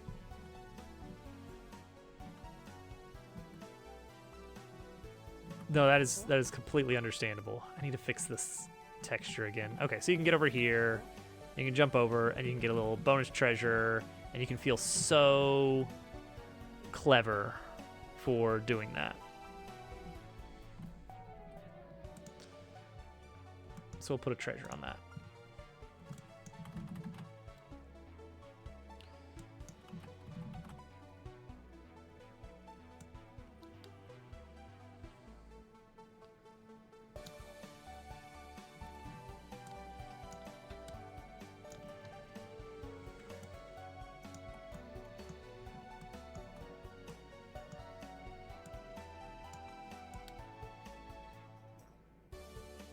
Right about there is good. What's it gonna have in there? I don't know.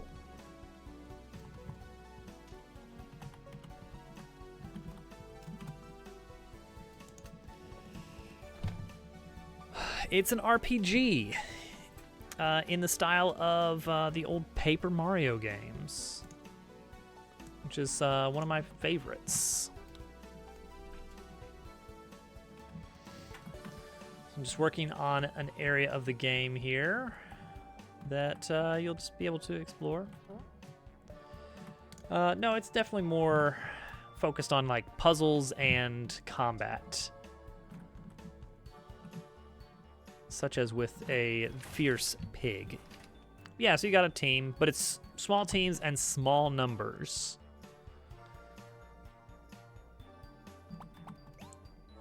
So dealing 2 damage at the start of the game.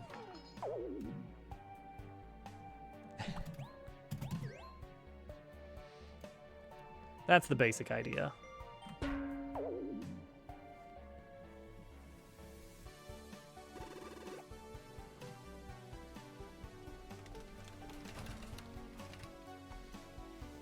And that's the general combat idea. So it's a pretty well established formula that works well. The biggest bonk.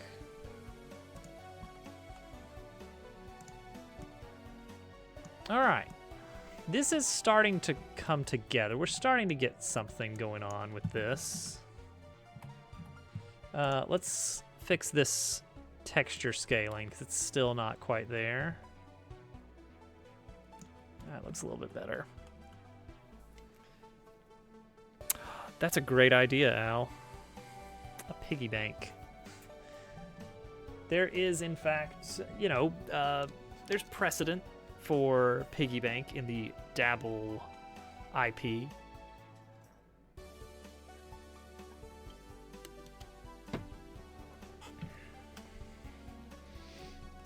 We're gonna have to add lots of trash, like I'm thinking some little scraps of cardboard and other refuse just lying around. Oh yeah, we were gonna add some barrels, weren't we?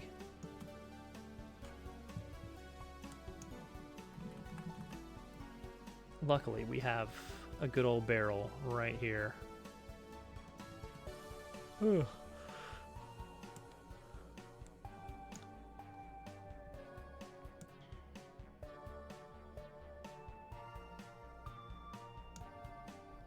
I'm not organizing this scene very well right now.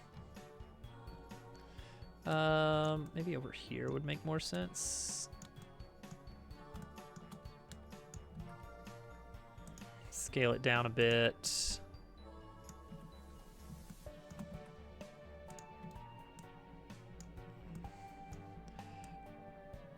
And give it some kind of invisible wall. Because I didn't actually add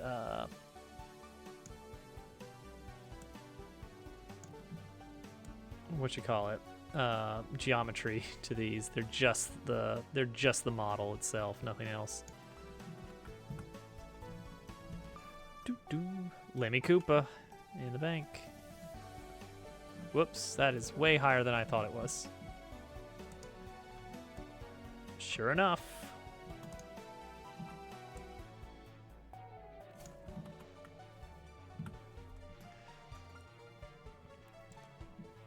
So this treasure chest is important because the initial camera pan when you first enter this zone, you're actually going to enter from like the back, I think. Or no, maybe you enter from, well, no, you'll enter from the back, and then the music is going to start. And it's going to slowly pan out and reveal like this bustling town that's hidden here. Just this whole mess of whatever, with all this weird and wondrous stuff going on. And I want specifically for during that pan out where we show the town that you've just entered, I want the player to be able to spot some kind of treasure that's kind of a low ball, or a, you know, like an underhand pitch, a real easy lob. I want them to see that and be like, oh, a treasure, I'm gonna go get it. And then they can very easily get it, and it's an actual useful treasure. I want to immediately get the player on this track of like seeking out useful things and being rewarded. So that's gonna be the idea with this treasure chest, is you're gonna see it the moment you walk in. You're gonna get a cinematic that's gonna show you that treasure chest. It can be hard to make loot useful, it's true. In this game, most of the different moves you get to use in combat are in the form of equipment. Yes, a nice module to start out. A nice early game module. Like, it's going to just give you something to spend your module points on right away.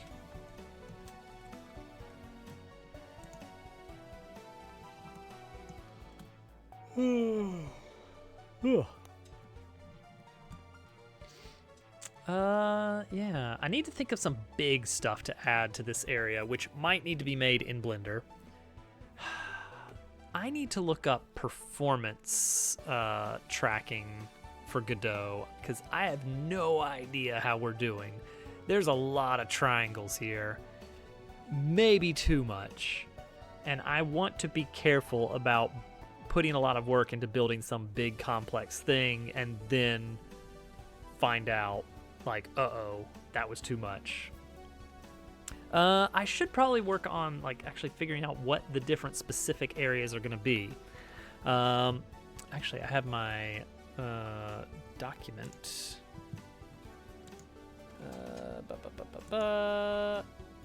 Okay. We need. Okay, I did specify. We need catwalks. They don't have to be functional. Or maybe they are functional, but you only ever actually get to them for one weird side quest, and you don't frequently need to be on top of them. But there have to be catwalks so that you can see them in that opening pan out. Has to be a waterfall. Check. Probably going to be more. Big stationary gear with buildings on it to indicate that nothing has moved in ages. That's a good one. That's a good one. A small port area for sailing out for later chapter.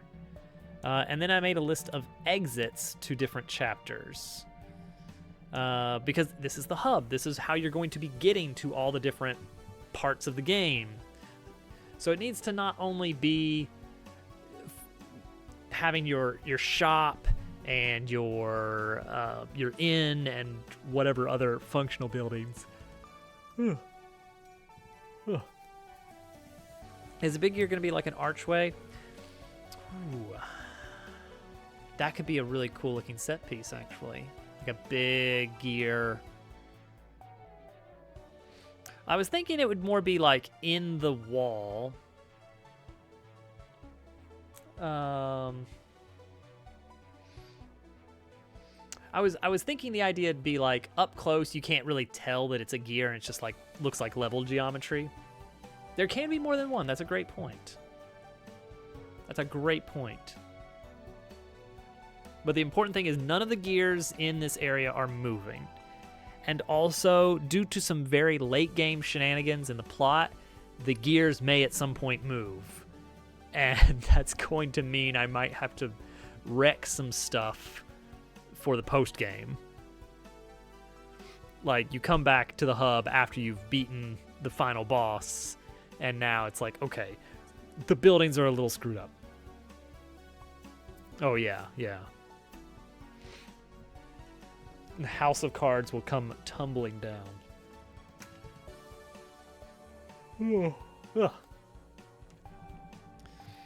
So let's see here. The exits to the different areas. So chapter 1 is going to be out this way, front right.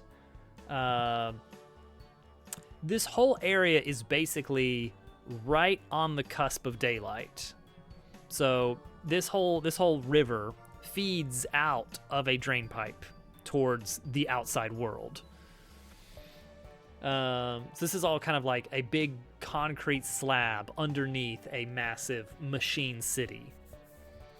This is all the infrastructure for that city. That's what all this is built in. So to the right, there's going to be kind of like a... Currently, I've got it as like a pulley system elevator that takes you down to the actual ground outside of this, and then you just walk away from the city.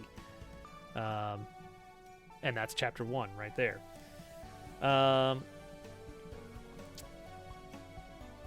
Chapter 2, a bridge out of one of the sides, so like an actual doorway leading to daylight. Either side is fine. It kind of depends on how chapter 2 ends up shaping up. Chapter 3, an underground tunnel. Chapter 4, effectively like a transit tube, like a subway tube of some kind. Chapter 5, a flooded tube, so maybe more waterways stuff. Chapter 6, boat, ? Which does imply we definitely need a port zone.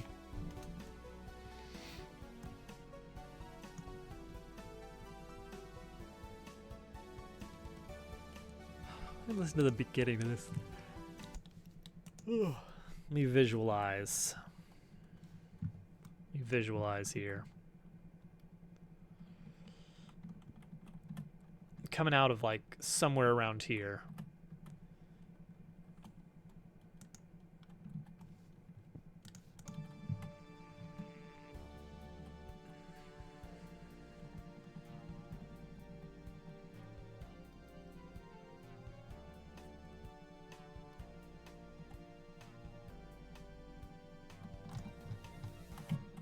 And then you start.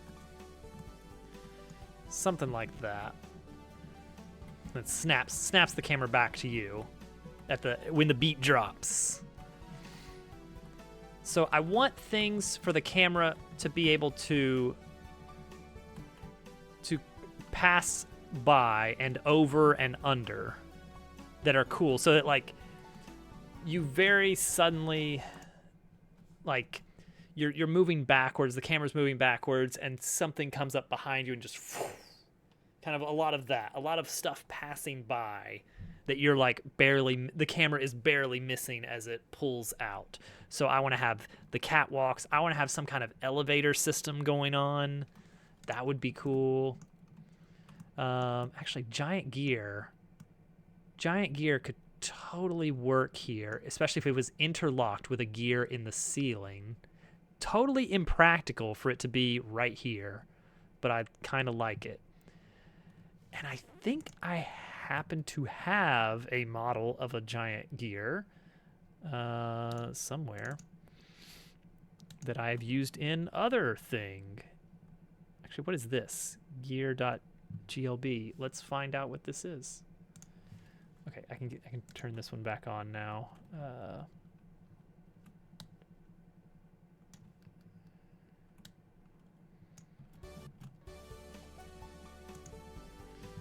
Giant gear.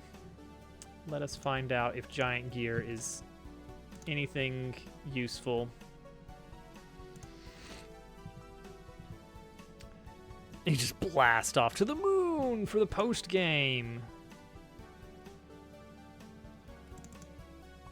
Oh, no, that's not what we need at all. Where's my dabble cart gear?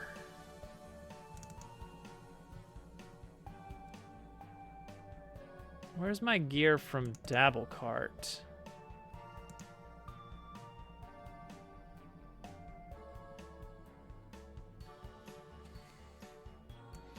Blast off to the moon, the end. You meet Rover at the end of the credits. He's on top of the castle. All right, pull up dabble cart.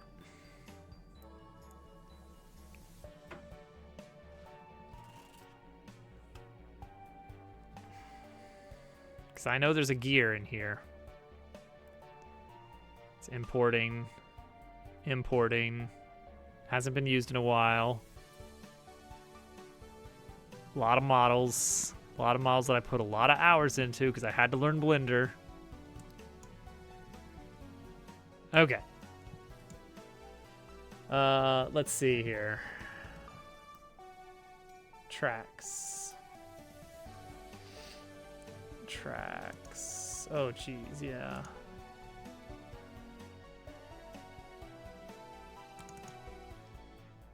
Do-do-do-do-do.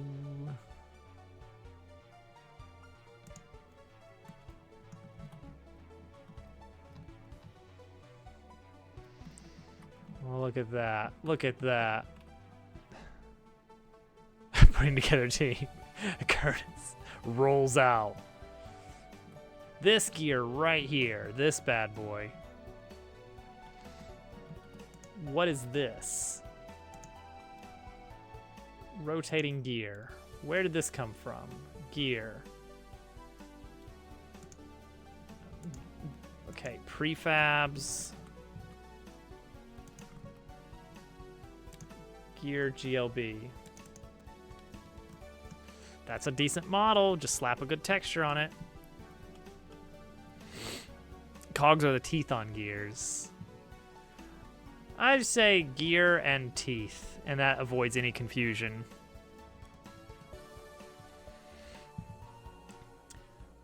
I think colloquially, people would generally think of cogs as maybe the entire gear. Yeah, that sounds like the AI summary.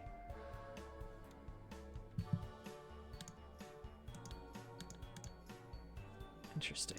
Okay. Okay, so where did this come from? Where did I put this? Blender Learning, I bet. Yes, here we go. Here we go. There it is. Okay.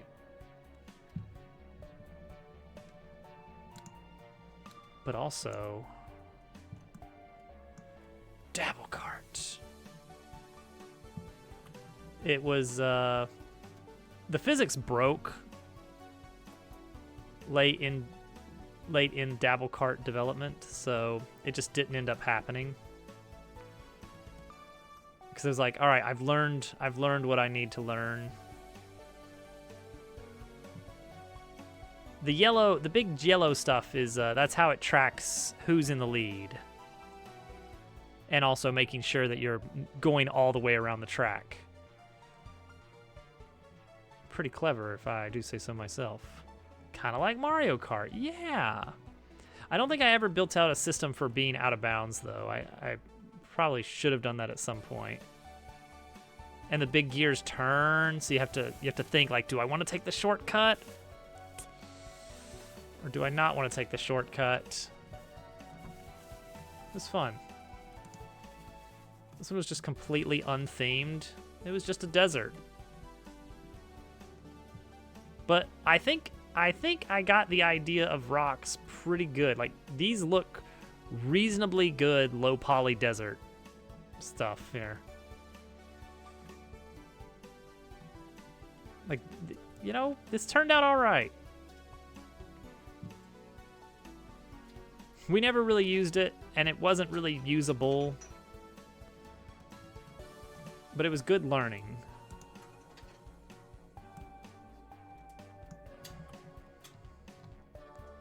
And the purple is the AI track. The bot pathing. Which is fun. Gotta have that. what happened to this game? This was a learning project game. So this was me learning how to use Godot and Blender and making an absolute mess of it.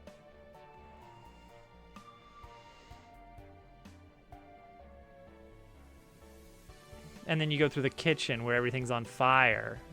You see, 'cause you're panicking.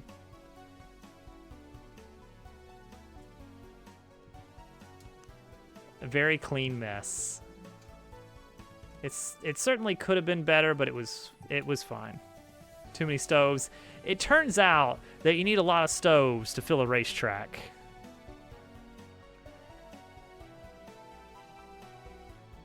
What was the other one? Oh, the other one looked really good, I remember. This is just, we're just going down memory lane here now.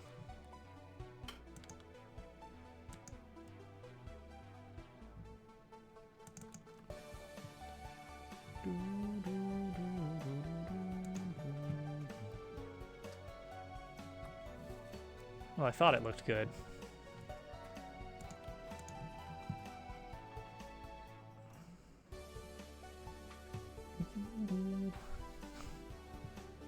Because you see, all the lines on everything is not making it look better, but it's fine. Then you come out here, and then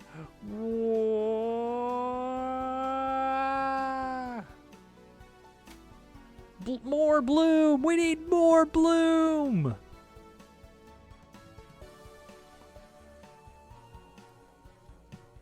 Just doing a full run through of Dabble Card here. I like these trees. They turned out pretty good. I don't think I ever got the lighthouse to actually spin like I wanted it to, which is fine. There you go. A little walk down memory lane. They are something.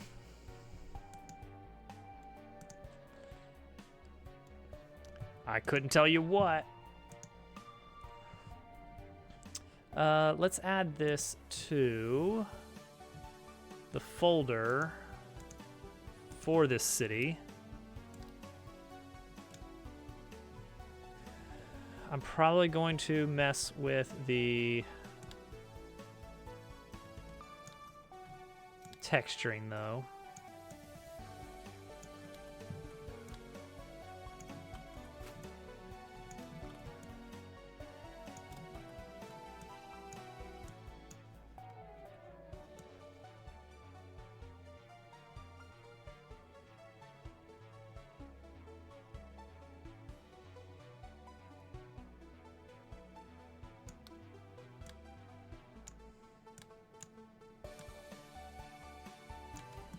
That's actually kind of cool. It doesn't make a lot of sense, admittedly, but... Alright, let's just scale it this way.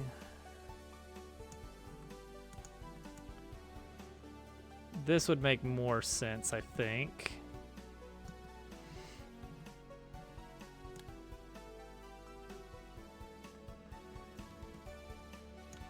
It needs, the teeth need to be able to move. Is the thing. So maybe this lets us kind of do something about this. Maybe even... Oh wait, that's different. That's different. I need just the waterfall and the mist. Like maybe something like this. And then we could have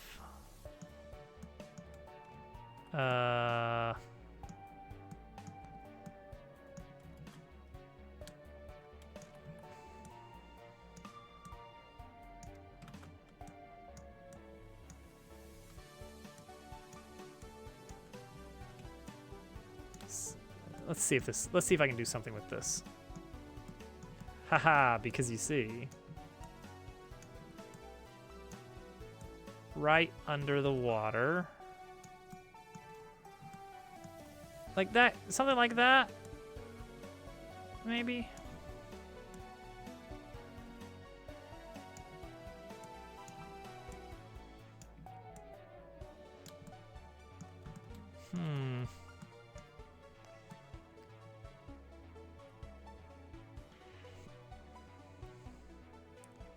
Provides some visual interest. I know, that's the worst part. Is that it makes it impossible to get a secret behind the waterfall. Unless, like, what if it's spinning? Or a water wheel of some kind. Ooh. Well, so here's the problem with the... It's gonna be like this, I think. Like, it's going to be actively linked up with another old gear into the ceiling. Well, then what's it? Ah, but then you gotta have a low ceiling.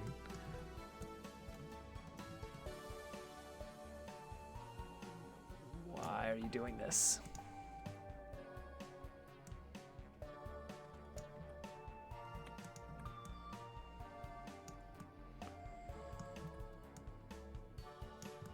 Does like this kind of mess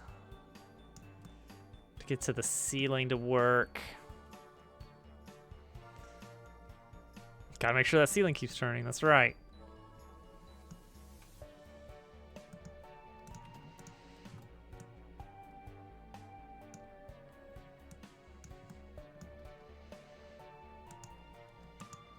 This is tricky to get this to do what I want it to. Because I barely know what I want it to do. That's the real trick here.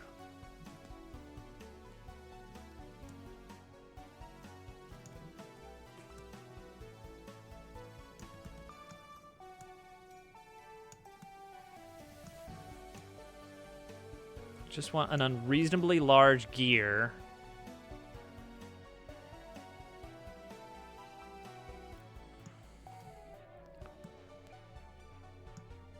Oh no, that looks great right there.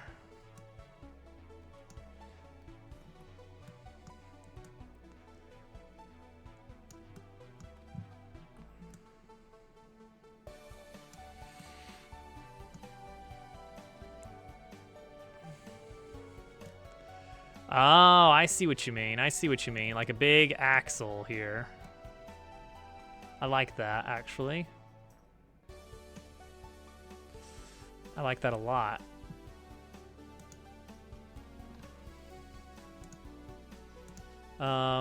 So we would need probably not a full-on cylinder, more of a elongated donut.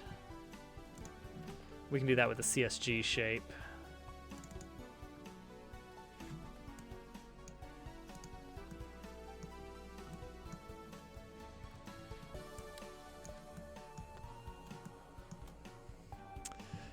So let's see, we got to do a radius slightly bigger, and then this needs to be in subtraction mode and have a larger height to make sure it goes all the way through properly. And then they both need more sides.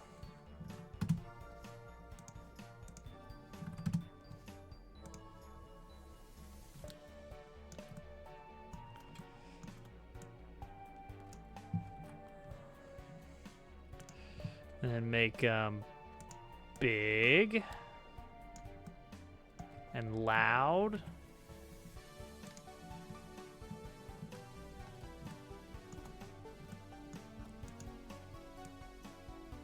And get it nice and centered before we perfect it.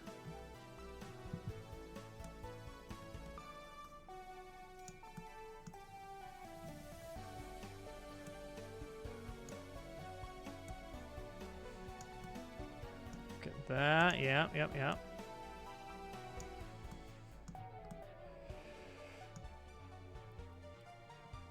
A big clock. That is on the surface, because this is not the City of Gears. The City of Gears is the named location that's directly above all of this. It's the actual ancient, mysterious place where you actually start the game. It's the inversion. In Thousand Year Door, you start in the shanty town on the surface and go down to find the ancient city. In this, you start in the ancient city on the surface and go down to find the shanty town. Texture on this. Let's see here. That's the walls. That's not it either. Possibly, but maybe not. Shiny black. Ooh, mysterious.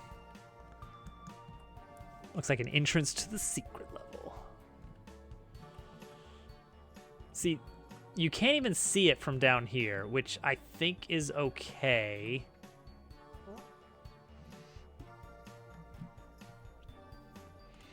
Yes, yeah, well, that's what the city is made of, is salvage. Okay, this needs to be, it is solid already, nice. This needs to be not solid. This needs to be, you cannot walk through this.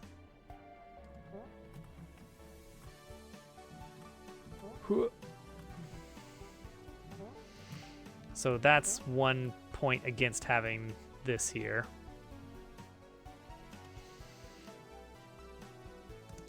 Well, actually, that would be okay if I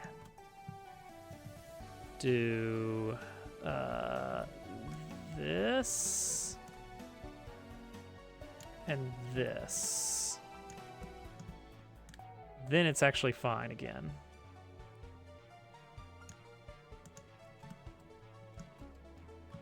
Because now you'll fall in. Quality modules. Love quality modules.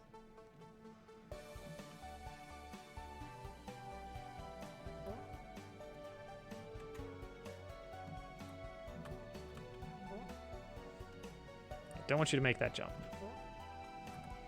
Now we're getting somewhere with the waterfall.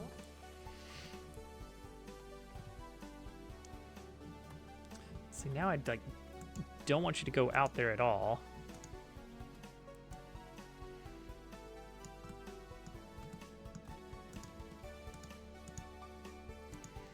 You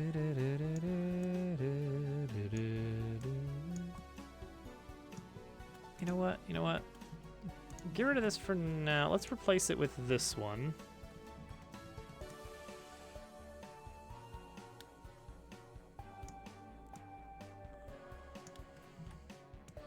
Because it has a more appropriate texture for the most part.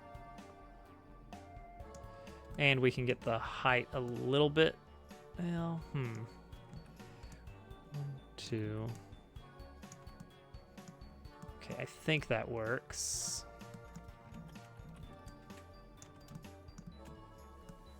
Sure. It's fine.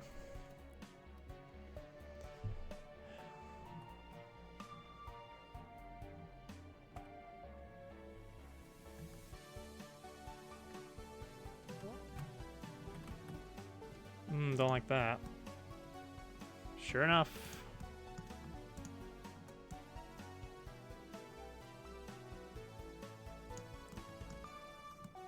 This is awkward. We'll figure it out.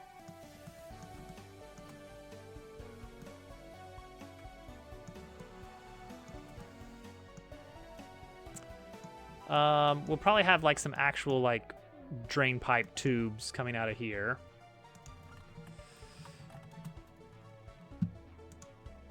This has no collision associated with it right now. I think I'm okay with that.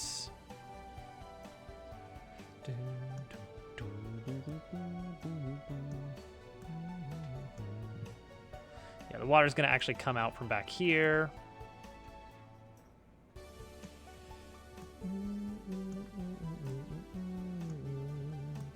Okay. So I guess next time we're going to start to fill out some actual functional stuff here.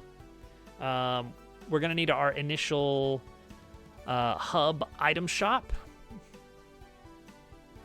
We've already got the code for item shops done. It doesn't even have to be a building. It could actually just be items laid out on the ground, and it would still technically work. Of course, you gotta have your loot. We are gonna have to end up adding a lot of like camera lock things. But yeah, I think a lot of things could just be out in the streets. We need lots of NPCs, and they're not all gonna be frogs. We need to make some new NPC characters, non-player characters, for this zone, of lots of different types. Yeah, a little bizarre. You got it. You get what I'm picturing here. We're gonna have lots of different types of characters wandering around here from all the different towns across the game, probably. So we'll have maybe a handful of frogs here, but maybe dressed a little bit differently, maybe a little bit more shady looking. I think there will probably be at least one pig in the game that doesn't attack you and is actually a character. Because, I don't know, I guess people love the pigs. Haven't you ever seen a pig?